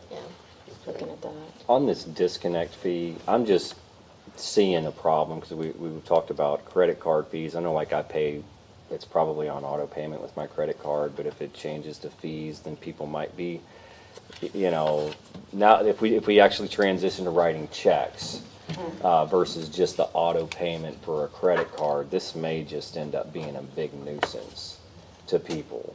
This is, This is the if they don't pay disconnect their fees bill. are automatically put on their account. Right. And if, then when they get their next statement, it's included in their Yeah. total. Just from experience, I lived in a town, not to name any names, but we had our payment on credit card, but for some reason, we always got a late notice. And so we'd have to call and we'd say, well, it's auto paid, you know, and it was a monthly thing that we had to do. I just could see that. I'm not saying This it's is happening only- here, but The bill I just is see that due being on the frustrating. 10th. The payment is due Yeah. on the 10th. On the 22nd, Mhm. we do the disconnects. Yeah, So it's they're not 2 till weeks. 12. Okay, so they have They're time. already- They've already been warned. They already get a late notice Oh, before okay, this well, is never done. mind. So this Yeah. is This done isn't like on the an immediate 23rd fee Okay, if they're afterwards. late. that would be When neat. she goes to draft the door hangers, this is They've gotten added. a late notice in the mail and. Okay. Yes. That This makes is more like sense, post yeah. someone physically going to the property and shutting off Right. the water. Okay, and it's taking some time to do Okay, that. so if we want to go on to the next page, the after-hours reconnect fee and the NSF return item fee, those are things we've been charging. There's We not. just didn't have them on the fee schedule. But those are, they've been there. So then we get into the water and sewer and solid waste fees. These were presented to you at the budget workshop, so they're no different from what that was. Go down to the discounts. Right now, we give seniors over 65 a $7.50 discount on water, a $7.50 discount on sewer, and a $2 discount on garbage. That has not changed in years. Lots of years. So even though rates have gone up, their discount really is shrinking, you know, if you look at it. So, and I've also investigated what other cities do, so I would like to propose 40% off their base bill for seniors. Right now, that's about a $26 discount from these proposed fees giving, and then not including garbage, just water and sewer, and then leave the solid waste discount at $2. We've been giving them $2, but we realized the fee schedule said $1.50, so that $2 doesn't change. The reason I'm not increasing that is because it's a pass-through. You know, we're not making a lot of money on garbage. It's a pass-through. But so I would like to help out the seniors with that 40% discount. The change in that little paragraph is what we talked about with the discounts. The fire department would still receive a discount of a free base bill up to 4,000 gallons, and then would be charged $6.14 per 1,000 gallons after that. That is based on the rate up above for water. Let's see, any questions? Okay. On the water rates and fees, now, I know we kind of went over stuff with the budget workshop. At that time, I really had to try to absorb it all. Welcome to my life. Yeah. It's always been a hot topic amongst the city. It is. As far as water rates are going up and going up and up. I get it. I understand why they go up. But we've got to, is there anything we can do? We've got to do something. We And that's cannot just continually. That is why increase I've it. tried, for instance, the water tap fees. I'm looking at everything we charge. Because right now, our budget for Public Works, which is where for the enterprise fund, is pretty much a flat budget. I mean, there's not much buffer there on the bottom line. We have to pay our bills. We have to pay our debt. And so the rate study was done a couple of years ago, taking into account our costs with what they thought would be an average increase in our costs. And then we've had to raise them a little more because of unforeseen things like BWA going up more, the water treatment plant going up more than what was projected when they did that rate study. So we are, we're only charging, we're not charging to bank a lot of money. We're charging to cover our costs. How did we come up with the 2,000 gallons as the base rate? I did a little research, and some places, average in Texas is like 4,000 gallons as a base rate. And then anything over that, Yeah, if we the towns change around anything here are, as far as like, if you use 5,000 gallons, this is the base rate. I can look into it for next year. Would it make any difference? Obviously the base rate would go up, but we're gonna give you at least 5,000 gallons as a I base mean, rate. I could look at, I'll be honest, I've never Yeah. researched that. And we don't have time to do that for this year, but I can put that on my list for next year. Okay. But the bottom line is we have to cover what our expenses are. Right. And unfortunately, especially this year, those expenses have really shot up. Insurance and fuel and every time we turn around. And I think the city, and not just Richwood, the cities that are part of BWA's hands are tied behind their backs. We're at the mercy of BWA. Every year they come with increases. They're like the landfill. Yeah. Every year they're going to give you a 10% increase regardless. Yeah. And we can voice our opinion as a city, but as a collective group of cities, there has to be a point to where we say, hey, look, our residents, we have to have water to survive as human beings. We get it. But how much are you going to keep increasing year after year after year? There's going to be a threshold to where, are we going to pay $300 a month for water?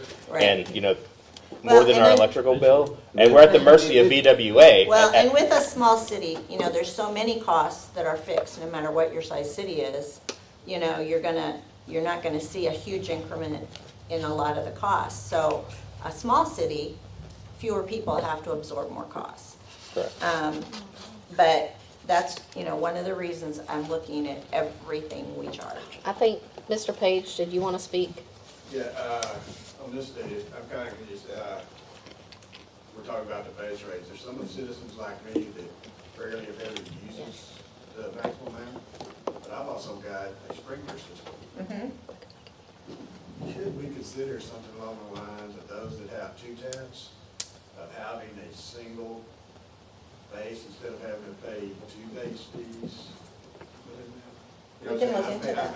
I'm paying double what the person next to me is paying. Because I've got two taps. Okay, we can look into that. You got an irrigation tap? You don't pay sewer on the I said, second but you one? shouldn't be getting Yeah, billed we for don't pay- sewer. We don't pay the sewer, but you still pay that minimum, I think it's up to. when It's that person 2,000 gets gallons. 2,000, it's 2,000 now. Yes, sir. I'll get you. So basically, even when I combine the two together, I'm still using less than 1,000 a month, but I'm having to pay a base rate on Twice. 2,000. That's what you're saying. Well, that is something to look at. An irrigation tap should have a different base rate because you're not using as much, right? Yeah, That is theoretically. something we can look at. Good point. Never thought about that. Now, Yeah, I where are never we- thought about that. I don't Thank wanna- you. For bringing Hopefully that I up. don't get it too off topic, but it's in line with the water rates and things here. Where are we on, it may have to come later. Are all of our wells working, no, yeah, no, or are we still kind of like working on all that? Because we, yeah, okay. 'Cause I know we're BWA is about contracted- 50%. We're contracted so much at a rate with BWA, and most of the time, we use all of it, if not more. Last year we used more. Yeah,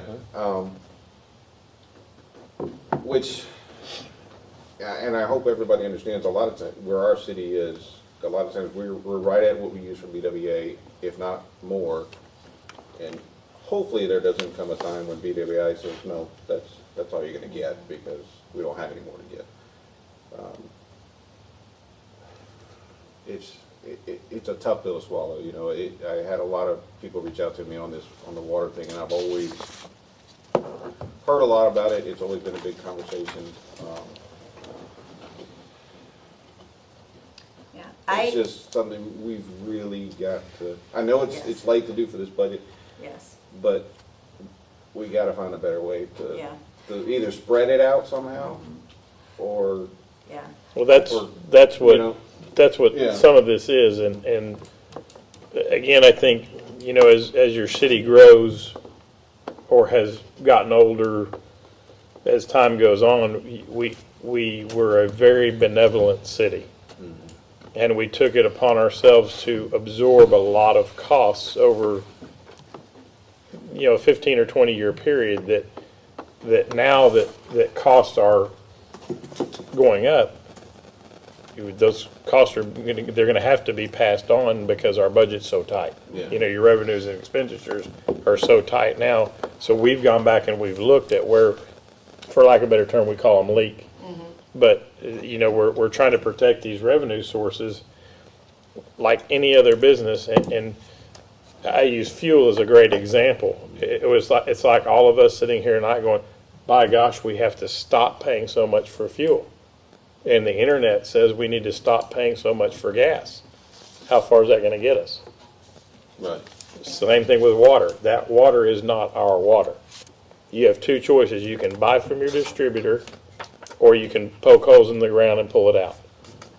And that's very expensive. Yeah. So right now, you know, running a blended system, And we live in a city where you can't do that per ordinance, right? Exactly. Right. So unless you move to the county, you can. yeah. Well, and Have I your own hear, well. you know, I'll hear, you know, 20 years from now, we're gonna be short of water and everything. We live by the Gulf in a swamp. It's It should be everywhere. counterintuitive to me that water is at a premium here, but it is. But as BWA came in and told us, 85% of that is for industry use. Yes. Us citizens get the other Yes. 15%. Yes.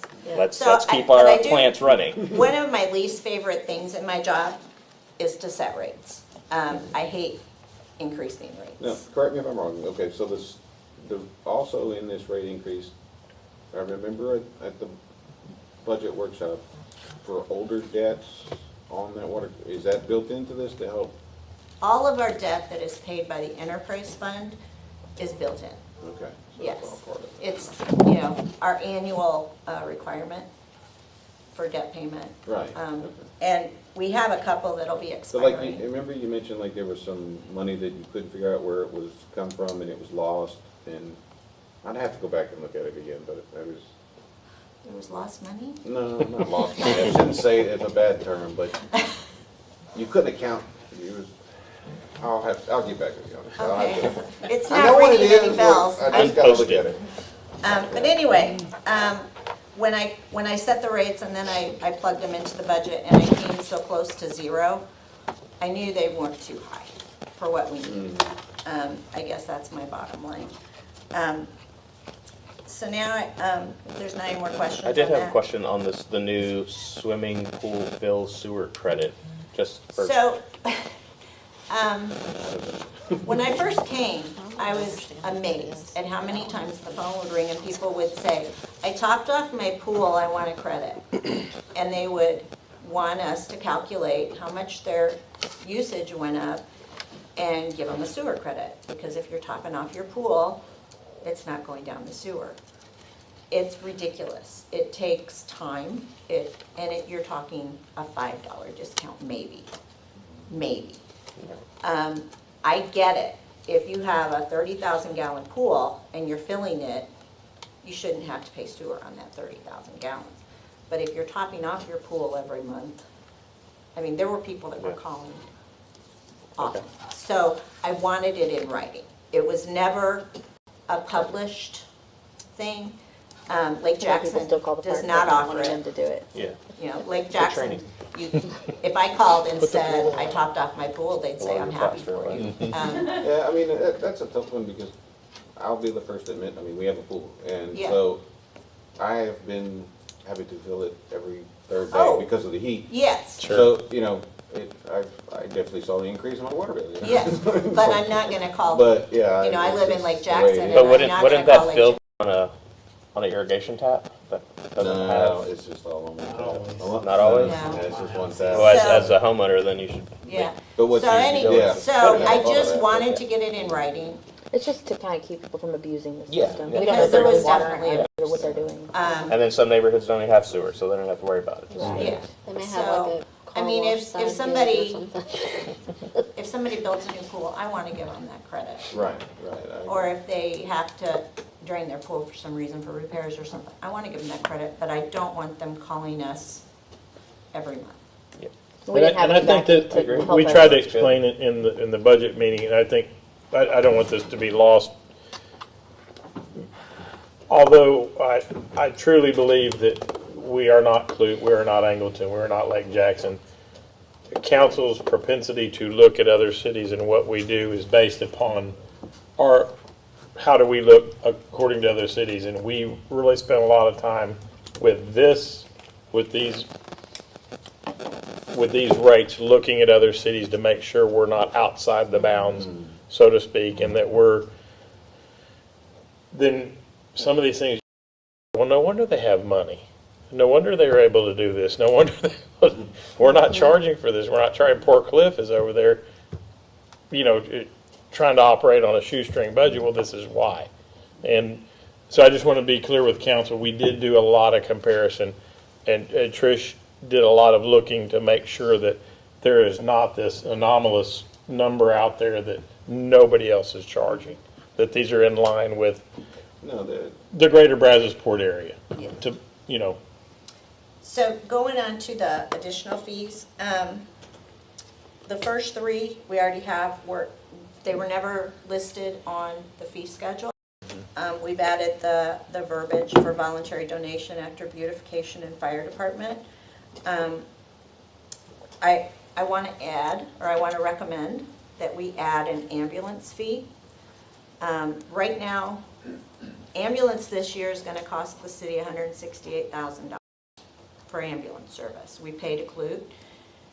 So I called and talked to Clute, and they bill, if Amanda called, they would bill her insurance.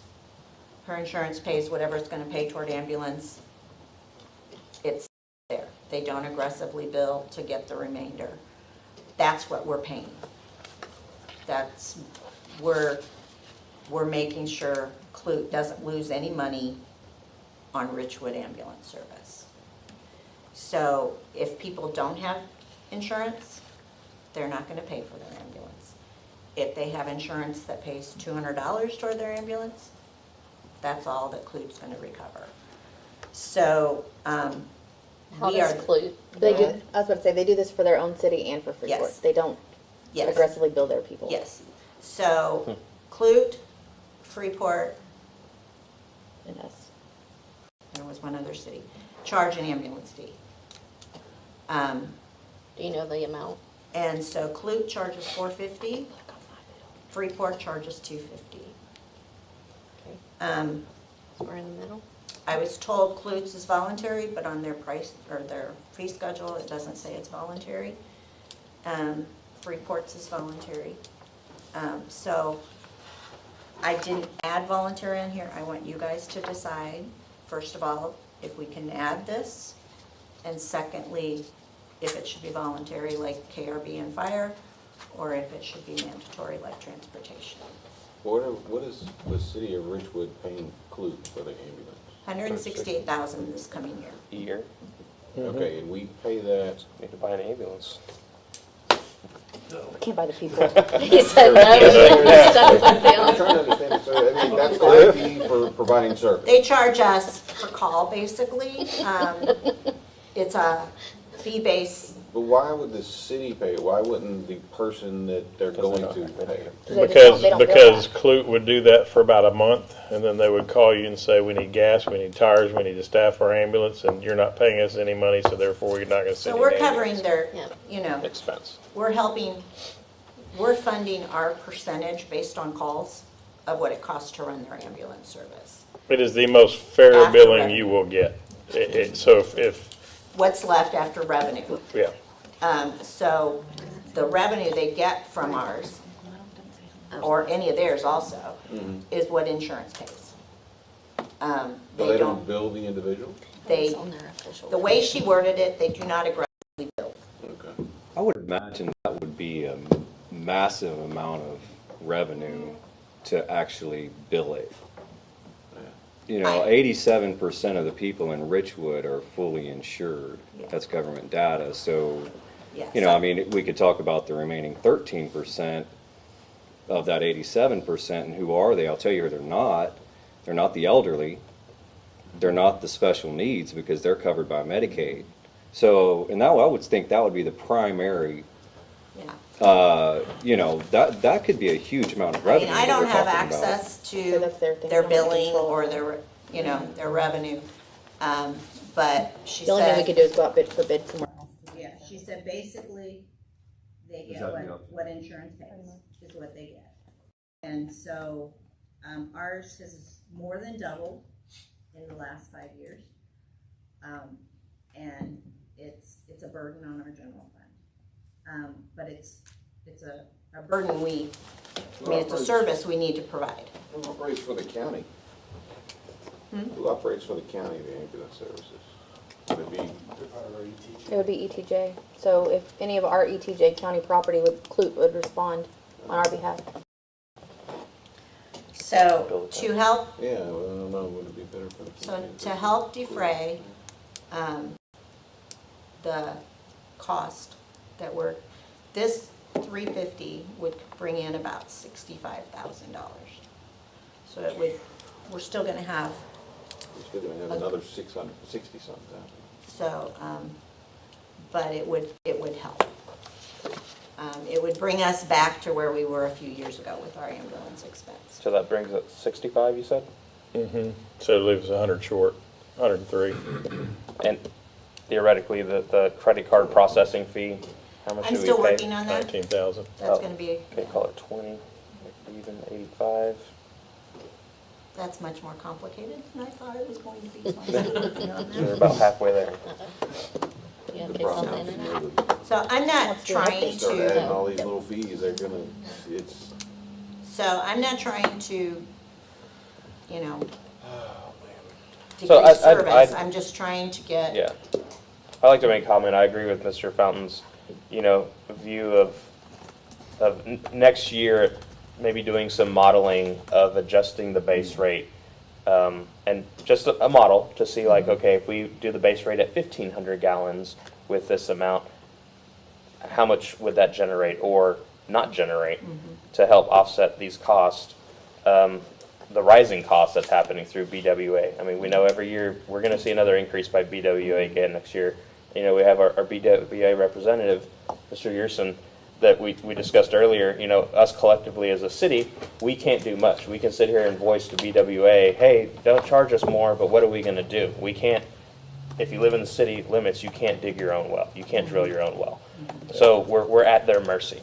But collectively, as the cities that are part of that organization, you know, we need to start raising the concern to them like, hey, it's affecting our community, and our residents are going to soon be drowning, not in water, but of bills that they can't pay that's going Right. to exceed their energy costs. So, So we brought that up with BWA, and BWA's response was that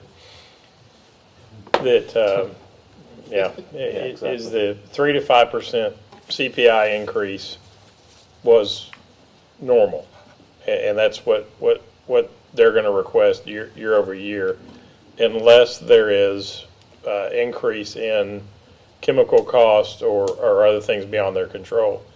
So if you look at our base bill this year, CPI, 5%, then you look at fuel costs, you look at inflationary costs, and you look at chemical costs, our increase that we got from BWA is exactly in line with that. I'm not defending BWA, I'm just saying I can readily see their cost for doing business as our cost for doing business has gone up astronomical. You know, if you look at your inflationary indexes, we're we're being affected in every aspect of this business. So at some point, we either pass on the cost or we don't do the service. I mean, that's where we're at. We're at a 50-50 breakover point. What do you do? Yeah. You have to collect these stop gaps where we're losing, or could potentially, collect these revenues anywhere we can. And like I said, we're trying not to go outside the bounds. We're trying to collect what most everybody around us is collecting. I'm sure there's somebody over here is not doing this, somebody over there, but we're trying to stay within that standard. Is it possible, I know we have so much in the budget as far as like we put away for contingency funds and Yes. stuff like that. Is there any way for that to help offset some? That's general fund and this So is you can't- enterprise. You can't, there's no way to do anything like that? You can Not take money from the advisable. general fund to the enterprise fund. It is just not a wise thing to do unless you're doing capital expenditures. And we're Partial, already- that's what you want to Because this try is not what- to do. I mean, citizens, like, we're putting the money away for contingencies and whatever, and I understand that, there's nothing wrong with it. But to someone who doesn't understand accounting, it's gonna be like, why are you putting money here, but you're raising my rates over here? Is there some way to, Yeah, you really have to look Yeah. at them totally separate in a way, which just sounds weird because it's one city.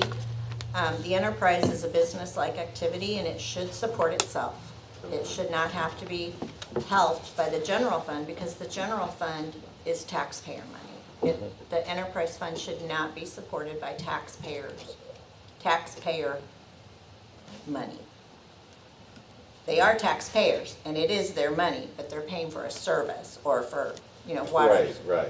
Versus our tax dollars, our property tax dollars, our primary revenue in the general fund, that should not be supporting our enterprise fund. If you start doing that, it's kind of a recipe for, It'll be the hole we just got Disaster. ourselves out of. Yes. Definitely made a mistake in the past. Yeah. yes. When Maybe that's what it was. 3 years ago, we were in that situation with Yes.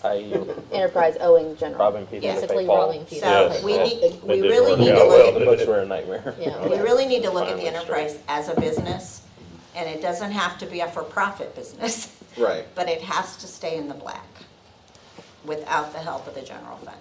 Now, we do help it. A lot of the utilities are paid.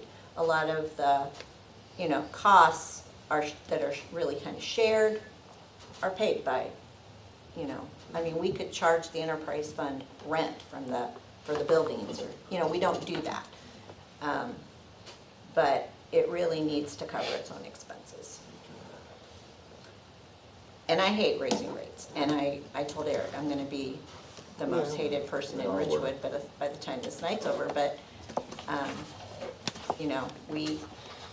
we have to pay our bills. We provide you armed escorts in the back. I asked Nadia to be here. Trish talked to me about the ambulance. So when we're talking about the ambulance, why don't we make it $8.88? Do what? Why don't we make it $8.88? Make Because what? that would cover the $165,000.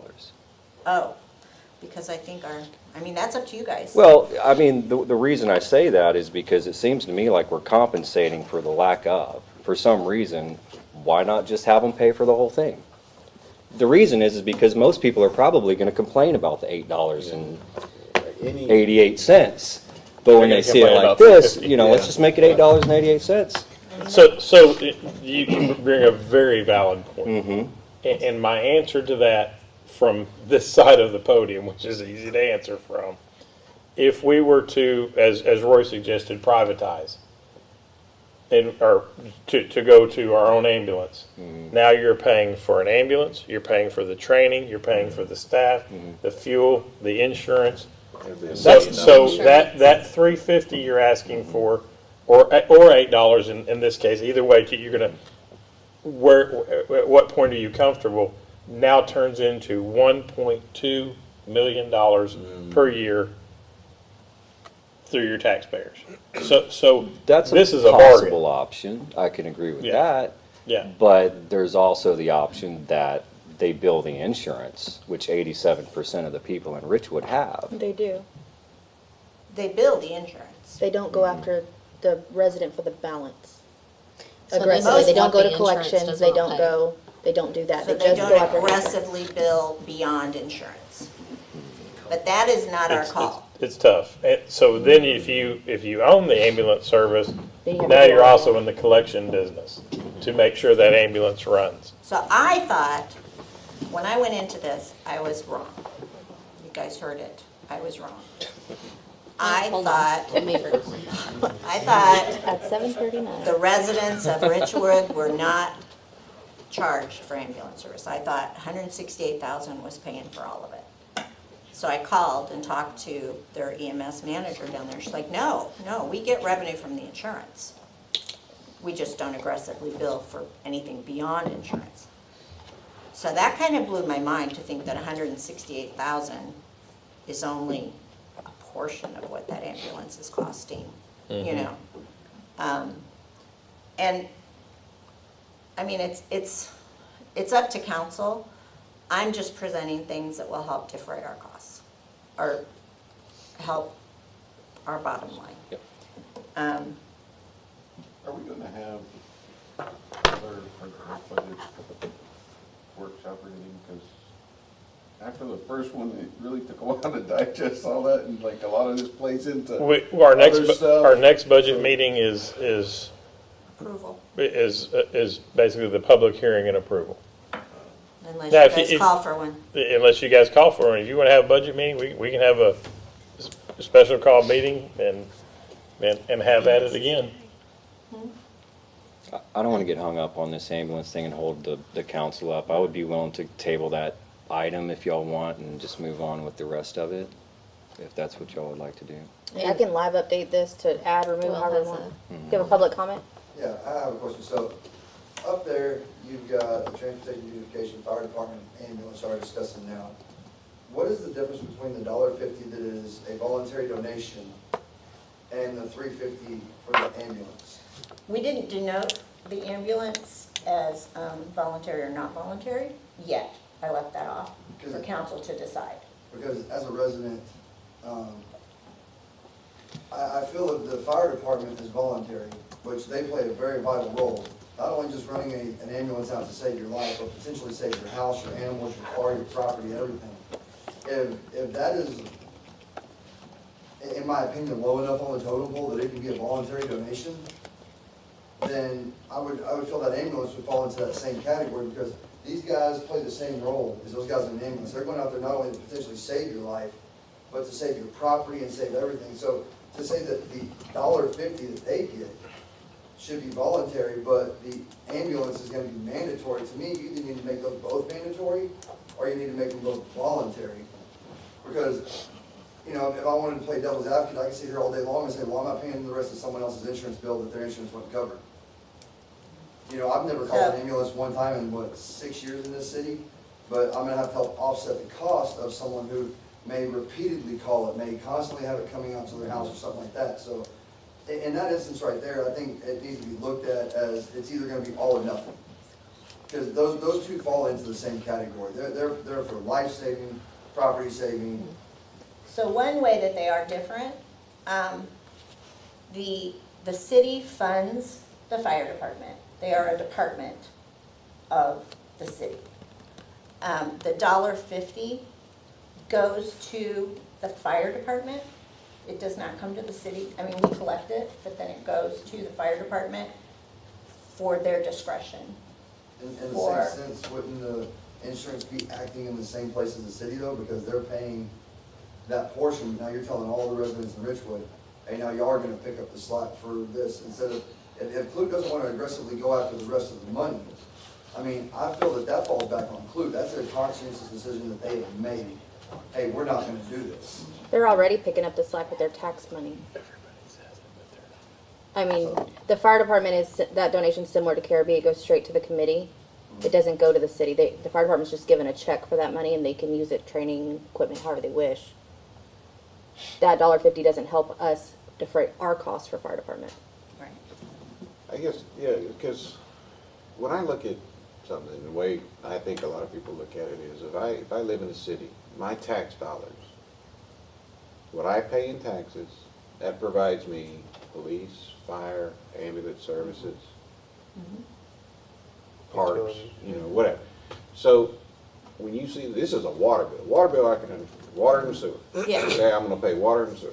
I don't wanna see ambulance on it, I don't wanna see the fire department on it, I don't wanna see anything else. That's my tax dollars should be paying that. So that's why I say, like, looking at the budget, we gotta figure out when the tax dollars come in, maybe we need to adjust the tax rate, maybe, do we go lower, do we do it? Because your tax dollars should be paying all that cost, not putting stuff on the water bill. So you hit the nail on the Yeah. head. We're always so So- eager to keep it low as Right. low as we can. We know, can. So, yeah. so Right, and here, I agree. here this evening. That's why I said I need Yeah. another budget workshop, because I'm looking at it like, oh, we're gonna lower taxes because we can't, look, I don't wanna pay any more taxes than anybody else.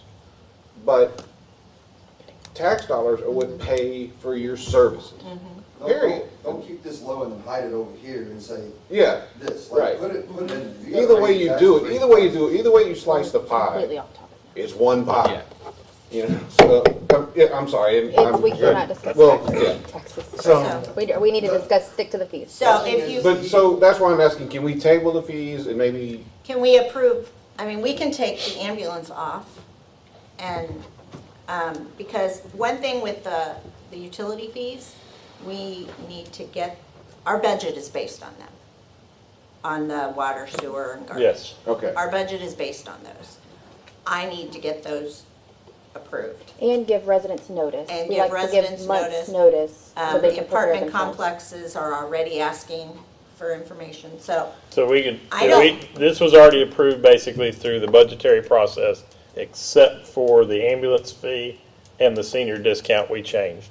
But everything else so we is, can take the We talked ambulance about. off for We now if you talked wanna about. talk on it more, but I would really like to move forward with getting At least the utility rates. rates. Before we conclude, Mr. Mesker, do you want to speak? Okay. So, So, Mr. Page. Mr. Page? Going along with mine, as someone on the outside looking in as a taxpayer, I've been discussing, it sounds like this happened about 8 years ago, but it doesn't look good when, we're paying, it's good, we're paying the fire department's bills, but you kind of wonder, from what I understand is, this was originally done about 8 years ago. Who were those people behind that podium there that thought it was a good idea to say, hey, let's dig in on that and give ourselves a discount too while we're, I mean, it, something good. what, Why I are we- get what you're saying, but it was Water not under snuck the in. It's bridge. open meeting, ordinance is published, it's done the same way that I'm doing this now. It's published.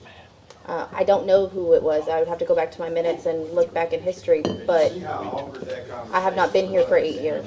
that nobody up there could even say the word. Either way, we're gonna defray the cost. I'm glad you actually brought it up, but nobody could even say the words discounts or council members. All they said is. No, I did. They said that. No, I'll correct you. I did. I said, in addition to the council members, who else receives a discount?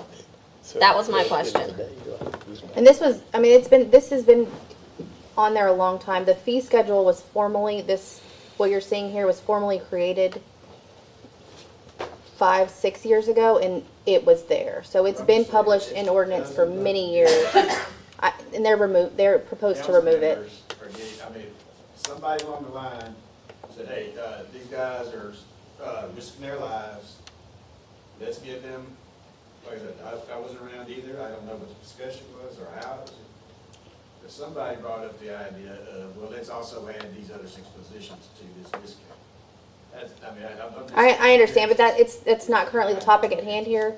I could tell you the fire department discount was enacted in the 80s. And then as far back as I can go, which was probably about 8 years, is when the council discount was added. And that was done in open meeting by ordinance. And this new rate schedule does They're not proposing to include remove council. it, so But that's you all we were can, here at the time. What was the discussion and I- why did they decide to have council? I wasn't here. All I could do is pull minutes and we can read them. That's as much as I can do. But we have taken it out this year. So, any other questions on this? I did have a citizen reach out to me for a suggestion of a voluntary fee for park equipment.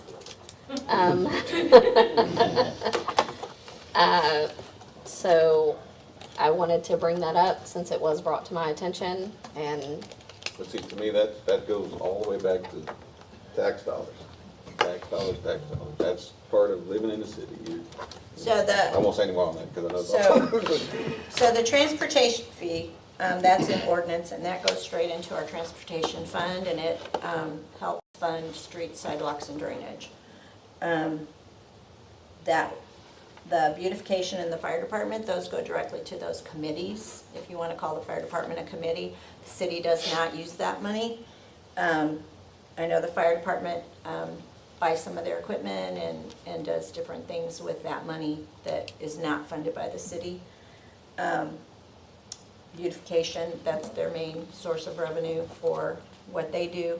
And then the ambulance is what I'm proposing that I saw other cities do. And it's up to you guys if we include it, if we table it, if it's mandatory or voluntary, if you do decide to have it. But if we want to wait I now, would we say can. put it voluntary for now. We could always come back at a later date and make it mandatory. Honestly, I think that category is a conversation worth hundreds of thousands of dollars, and probably have a discussion on it alone versus everything else. So I would like to table the ambulance, but prove everything else personally. at what point can we suggest a supplemental budget discussion? Any point. For this, Yes, at any point. okay. I mean, at this point, Well, how it's does not, the it's rest not of you feel currently, You mean Okay. if you want another budget workshop? Yes. Yeah, that wouldn't be on this topic. it would be a future agenda item. Um, But I don't think this ambulance fee, you have not accounted for that revenue. No, I have This, not. so, all the current revenues and expenditures Everything we've else in here presented, I've built the budget on, except for this would just the be ambulance a fee. boost. Because I knew it would be a topic that we needed to discuss. So if somebody wants to move to accept the fee schedule with that out, or, I'd like to make a motion to accept the fee schedule without that Okay. on there, and table for a future agenda item the ambulance fee. So, we're motioning to adopt the fee schedule as presented minus, with removing the ambulance fee. Right, and how do I, what And for assurance do future- I have for the future table of this week? I'll edit. It, Okay. yeah, we'll just put it as a future agenda item. Are you gonna specify the ambulance? Can you specify additional voluntary donations also? We can discuss the whole Just fee schedule general again. budget. Okay, We could do it, we can add this whole item again. Okay. To discuss any fees, thank you. and then that leaves it wide open for discussion.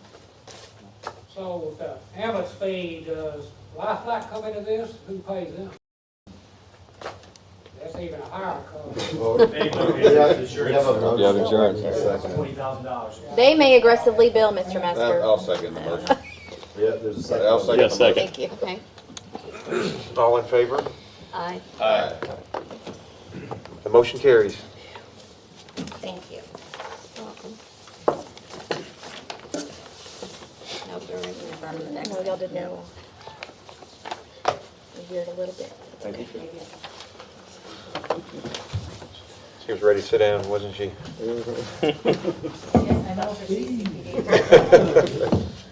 Cliff will be driving the ambulance when we You want get me it to do the next one? Right. added to public service. You guys are so lucky. It's the Tricia show tonight instead of the Cliff show. We made Cliff hold his horses. He did budge him a little bit. Cliff's just glad. We have discussion and action item H, public hearing and action on the 2023-2024 fiscal year proposed budget of the Crime Control and Prevention District. So this was also presented to you during the budget workshop, and then it was presented to the CCPD board, and they approved it. So we just. It's a formality. It's We're more of required a to formality bring that before you council. guys approve it. Anyone wish to make a motion Mhm. to approve?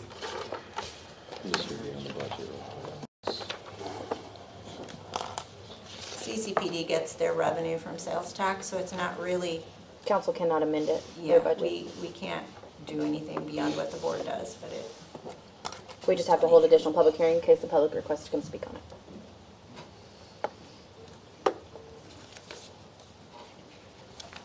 I make a motion to approve the CCPD budget as presented.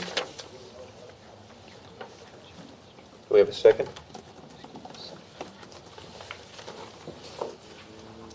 Second it.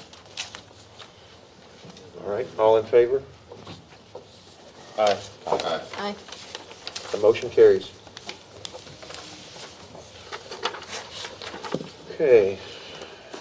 Discuss and consider approving Resolution 23-R-79, setting the date and time for public hearing for the 2023-2024 fiscal year annual budget for September 11th, 2023 at 6 p.m. so we have to have a public hearing and then a vote on the budget.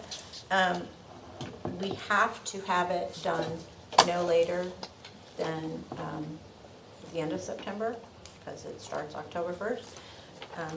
And so this is the date of our regular meeting. Is that, 9/11, is there anything usually going on that, I don't know, around here, people do? It's a regular meeting date, no holiday.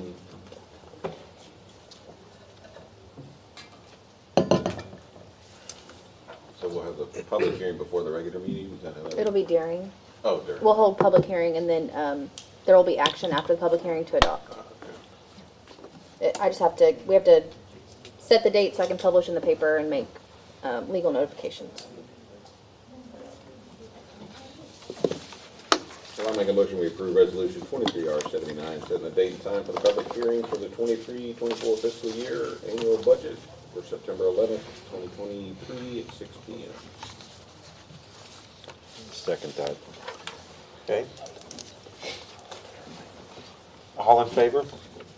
Aye. Aye. The motion carries. Action item J, consider and record vote for proposed tax rate for the 2023-2024 fiscal year of 54 cents, .540587, which is a tax increase of up to 6.87% above the no new revenue tax rate for the city of Richwood to be adopted at a future meeting. Okay, so this is just a hoop we have to jump through. We have to, by law, take a record vote setting the ceiling that we're going to adopt as our tax rate. We are not adopting the tax rate tonight. We are just saying this is the most we'll go. I had a lot of discussions with our assessor collector and with Philip, trying to make sure we were good. I finally convinced him I was right. So as a city under 30,000 people, we can go up to a rate that exceeds our voter approval rate. The voter approval rate allows 3.5% more revenue on existing properties from the prior year. Because we're under 30,000 people, we can go up to 8%, which is the rate that I'm proposing here for our cap. If we go higher than that, it may have to go to an election. So we don't want to do that. I had sent out with the weekly, and then it's also in your packet, a sheet that I did trying to explain it, that looks like this, if you guys have that. Yeah. The chart at the bottom is one that I've shared with council other years. It's taking a theoretical property and showing what the Richwood only taxes would be at each rate. Because so many people experienced a 10% increase on their assessed value this year. Every other line is 10% higher than the line before it. Can you scroll down just a hair, Trish? Up. To where? I'm sorry. There you go. That shows the current in an arbor. Yeah, I just So- wanted them to see that Yeah. if you paid So, this year, you'll pay. If you look at our this current next rate year. of .606810, a $100,000 house, you know, that big one out in Oakwood Shores for $100,000, is paying Richwood $606.81. At this very highest rate, with their 10% assessed value, they're paying $594, so it's actually going down. So even at this maximum rate that I'm proposing right now, they will see a decrease in their tax bill from Richwood. And did you say 8%? I thought you said 8% Yes, earlier. so there's three rates calculated. There's a no new revenue rate, which is the rate that would bring the exact same revenue from the prior year on the existing properties in the prior year. Then there's a voter approval rate, that is the no new revenue rate plus 3.5%. We can, because we're under 30,000, we can do the no new revenue rate plus 8%. Okay, I'm just confused by the agenda item. It says 6.87. Because it's a revenue increase of that much. Okay. That's how, what percent it is over the no new Okay, revenue rate. I just Yes, needed it we just have explained, to- sorry. Yeah, Yeah, it's a legal language. that because we're of the higher assessed values and the new properties, It's gonna bring in it's- more money, but be a lower rate. yes. Understood, yeah. Yeah, it's not 8% over the rate, it's 8% For the more record, this collected. is not our approved new rate. It This just- is not our, but what I wanted you to see, but what Just I the wanted you ceiling to that see you that can get even Cliff Yes. years. by setting this ceiling, people will see a slightly lower tax bill. Yeah. So, that's what We just need a motion. So we are not voting on we vote on the tax rate in tax rate September. right now. That's next month. We're just voting on the cap. Yes. Our ceiling, yes. It's just the verbiage is very, And that's also because we have to put out public notice, letting them know we have, So the This paper is will, your max. the You can see if you newspaper wanna will come say, speak. we have a new proposed tax rate of 6.2%. of this much. yes. And if you want That's to not come, what it's- Answering phone calls and correcting. right, and it'll say if you want to come and speak on it, come this date and time, and we can Yes. speak on it, and then council can choose a lower if they want. Yeah, just back to that story I was telling you about the guy that I met, business owner. He's has his landlord come in and says, you know, we're going up on your rent because of taxes, you know, and so he's thinking he's going out of business. But and I told him, I said, we'll wait and see what the city council can come up with. Maybe they can help you out. I just hate for him to see that, and then his landlord gets it, and then next Yeah. thing you know, he's getting his Well, the rent bottom line and- is his taxes will actually be less, because even Mm-hmm. with his 10% assessed value that almost all of us saw, Yeah. an increase of 10%. I think in commercial properties, it's different when he's properties, renting, yeah, the property taxes will be a little lower from Richwood. right. Now, Richwood's only a small portion of their Very total small. tax bill, but, Schools, talk to the schools. yeah. But, you know, everybody's tax bill, for the most part, in the last 4 years has gone down for Richwood. Because of the new construction. And because assessed values have gone up. And so even with going to the very maximum we can go, Yeah. That is a concern of mine, the assessed values. I'm just gonna be honest with you, council members, the assessed values. When we discuss something like, the wording of, prevailing values, a lot of people don't understand that unless you talk about it like prevailing wind. A lot of people have heard prevailing wind. In Dallas, the wind is coming from the north and it's coming at 35 miles per hour. Then that would be prevailing winds. But when a meteorologist is talking about that, he doesn't necessarily say the gusts. When you're talking, and I think what's possibly happened in the last couple of years is COVID-19 was counted that season was as a gust, and that could have a substantial effect on not necessarily this year, but next year. And I don't want to have an artificially inflated budget. yeah. Well, and we have no say over assessed values. Yeah, I think we're at the mercy of the county, and We are at you the know, all we mercy, can do yes. is And they do did the a max. correction this year because they were audited and they had been assessing too low. So that's getting off topic, so. Yeah. Thank you. So anyway, Guess we we'll just find need out a in a year. motion that we will set this ceiling. Anyone? Okay, Make a I'll motion? make a motion to approve item J. I'll second. Okay, all in favor? Aye. Now, on this one, do we have to, Okay. Do you have to read? we have to read everybody, Do I have to right? read the whole thing? Do we have to go name by name on the record vote? Not on this. Okay. I mean, if you want them to, No, I didn't know if we had to, I thought you would. I think it's while you're adopting. as long as everybody says yes. Are there any nays? No. I was thinking you'd said. I know the Motion tax rate we do. carries. Yes. Tax rate we get a, That, this is the record. no, like, The- The actual rate, Oh, okay. not the ceiling. Okay. The next meeting. I'm done. Okay. Action item K, discuss and consider approving resolution 23-R-78, setting the date and time for public hearing. Or was that we just did? no, it's a tax rate, public hearing. Oh. Separate. Public hearing for the 2023-2024 fiscal year, proposed tax rate for September 11, 2023 at 6 p.m. So this is the same, just setting that date for publication of the public hearing for the tax rate. We just need a motion. I'll make a motion to approve item K. I'll second. Okay, all in favor? Aye. Okay, the motion carries.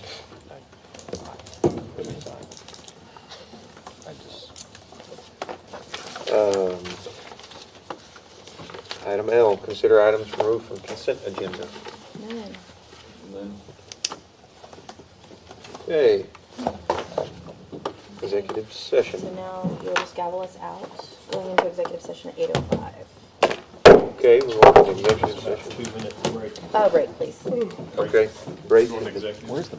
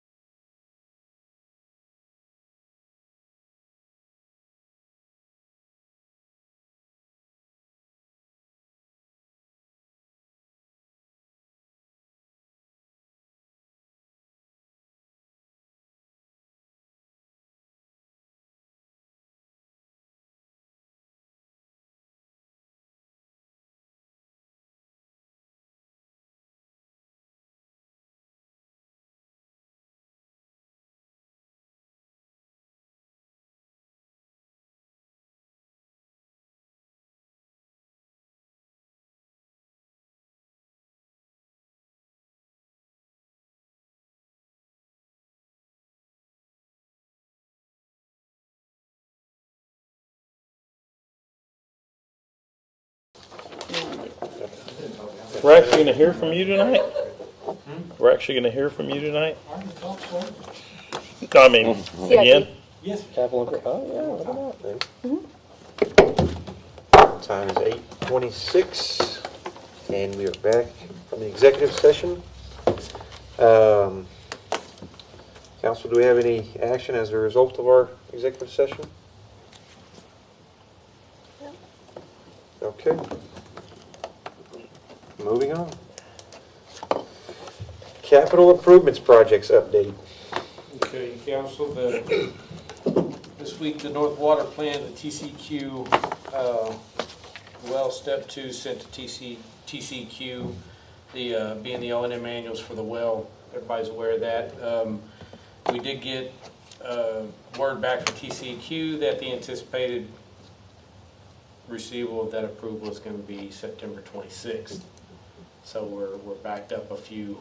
This is outside of anybody's hands. It's just the state of Texas, TCQ, and their timeline to approve. It's the best we can do. Once that's approved, it should be There's good to go, no right? reason why it should not be approved.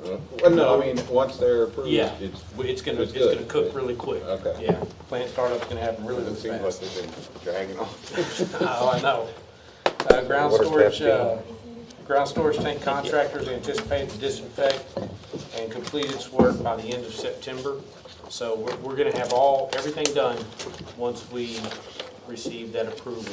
Or when we anticipate that approval, so we can move as fast as we can to get that plant started up. Booster pump station outstanding work includes startup with the owner and the engineer. That's all we have left. Disinfection of the tank, plant startup, pending TCQ approval. Phase 1 and 2 of the drainage projects, which was the addition to the original contract. The final pay requests were processed 8/9/23, and the project will close out this month.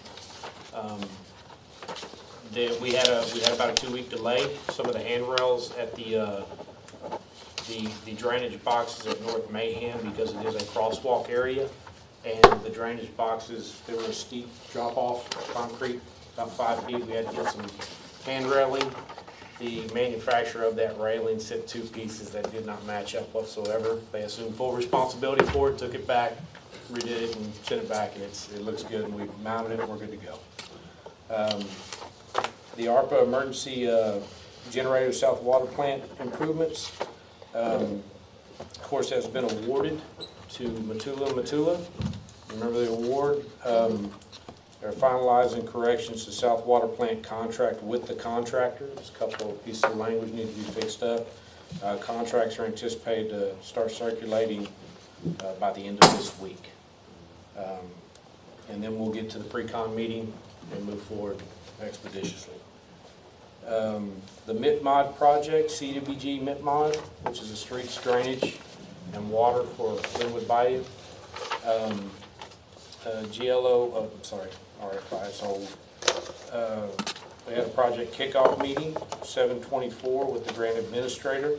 The survey of the complete area has been completed by the engineer, and design and specifications are currently under development. We did receive word that it could be, we know we have the money. It could be 90 days before we get the official notice to proceed. Could be a month or so after before we start receiving the funds, but Strain has opted to proceed with the design so we can get ahead of that curve. So hopefully by the time we get the notice to proceed and by the time we get the funds, we can jump off into construction quick. So we're anticipating maybe the start of construction late spring, maybe early summer of '24. So that'll be exciting. And the streets, Oakwood Shores, North Lane of Bayou Bend has been lime stabilized. They're gonna start putting base back on that, and probably packing it. I don't think it's gonna be Portland cement stabilized until they do the other lane, the south lane. All that should take place between now and August 29th and 30th. Being the complete lime treatment of subgrade of both lanes from Bayou View to Oakwood Shores Drive, the return of the base, and cement stabilization. We anticipate, I know we've ordered, be ordering 100 tons of reclaimed Portland for this section that they're working on now. We anticipate, Brandon Garcia with Precinct 1 says he's anticipating another 100 tons around the middle of September. So based on that, I'm going to assume that the project is going to be winding up around the end of September. So hopefully September to middle of October, they'll be done and out of there. And that's all I have this evening. Thank you, sir. Next is city manager's report.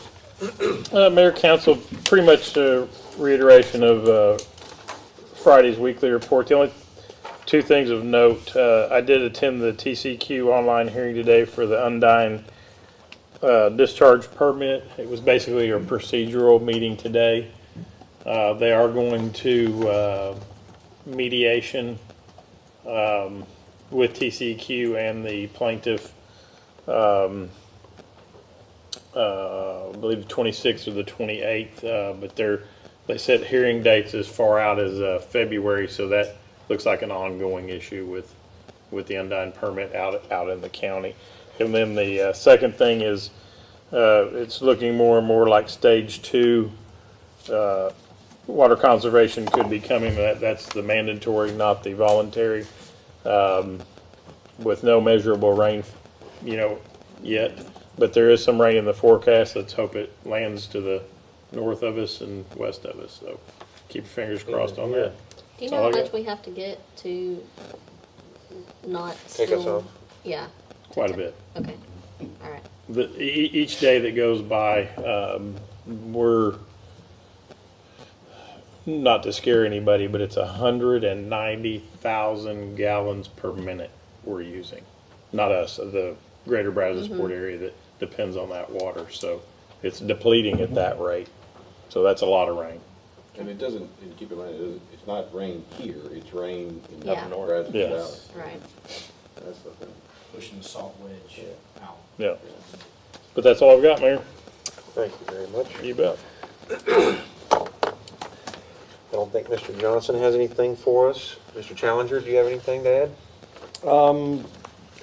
I guess one thing that's been on my mind is I just want to let the volunteer fire department let them know that I really appreciate them. When I think about the firefighters, I think about brotherhood, standing shoulder to shoulder, and one of the people groups I represent is the special needs, people with special needs, and it's the fire department that's there whenever they need help. So I just want to let you guys know how much I appreciate you. Thank you, sir. Mr. Reynolds? I'm good. Nothing to add? No. Mr. Escalante? Yeah, some great discussion this evening, brought about by all council members. One thing to kind of bring up about the water stage restrictions, to keep our citizens informed, because I feel it's going to be getting worse before it gets better anytime soon. Just if we can publish what those restrictions are. Obviously we're in stage 1, but worst case, I don't even know what the worst case stage is, 4 or 5. What that entails and how that could impact residents in our community. I think it would be good for everybody to kind of be aware of what we might be expecting. We can put that on the city website. And then, great discussion Mr. Fountain brought up about, incorporating all the fees into our tax rate. I know it's something hard to do now with budget season. We got to pass that. But I feel, as we learn and as we grow, I think it'd be great to model that. It's $11 total fee per address or per taxpayer, however we want to look at it. How can we incorporate that? What percentage would that be to our overall base rate, incorporating, homestead exemptions and all the other exemptions that we have? I feel that would be a really good exercise to get us on that playing field of, being transparent of these are the services we're providing as a city, and it's funded by tax dollars, not by these voluntary donations. And then also, modeling the base rate, the gallons of base rate, and how that could play into to help offset. Is it lowering the base rate and raising the per gallon rate a little bit, to compensate for residents that are using less water, like Mr. Page had brought up. That's great, but and then just capture some more revenue and keeping it fair for everybody. But aside from that, that's all I have. Thank you, sir. Alvin, do you have anything to add? Just real quick, as a kind of reminder, school kicks off this week, so everyone please be aware, be patient in the mornings, because it's going to be crazy. Probably for the first week or so. And then we got new traffic patterns going there, so everybody be careful out there. That's pretty much it. Thank you very much, sir. I would like to thank Mr. Holmes again. He's not here any longer at the meeting, but he deserves a big pat on the back for 5 years with us. PD's always doing great work. You guys are always out taking care of business for us. City staff, especially Trish, always working hard on stuff. Cliff, thank you guys very much. Mr. Johnson, if you're watching, I hope that you're getting better day to day. You know, we miss you. I wanted to thank you personally for looking into that TCEQ meeting. I didn't have the time to, and I wish I could have. And anybody that's actively participating in that, I encourage them to keep following that so we can hopefully put that to an end. And great discussion, everybody. Thank you very much. Okay. Do we have any future agenda items? Mayor, Council, just to be sure I get this future agenda item, we do have one ordinance change to come. We've got to look at Polk again. We believe there's some ordinances existing now we need to bring back in front of the school zone. Also, on the budget discussion, did you want a special meeting just for that? Or do you want to bring this discussion as part of the next council meeting? So are we doing a budget meeting or another budget meeting's already been done. We're not going to do any more budget workshops? Yeah. The only thing we have planned right now is the September 11th approval. It'll be a public hearing. We could talk about it then. It just doesn't give you time feel to better change if we had, anything like, because another way, because I kind of, the first one, for the workshop for me, I know you presented everything, but it's so much to take in, you kind of have to have time to look at it. And sure. I kind of wanted to, like, okay, well, what about this? What about this? Before we go in front of the public and say, this is what we got, So. Do you want to have a special meeting just for that? I think that's what we're thinking. I kind of feel the same way. We had the budget workshop. It was there were some surprises, and then we had a month or so to reflect on it, and it might be appropriate to just have another discussion before we move forward, and we could add that into that part of it. When would be appropriate for you guys? What would be good for you? Sooner than later, right? Sure. Yeah, because it helps us if there's any changes to incorporate them into the budget. Yeah. Because everything we did to base the budget is based on that. I'm available. Yeah, I'm pretty good.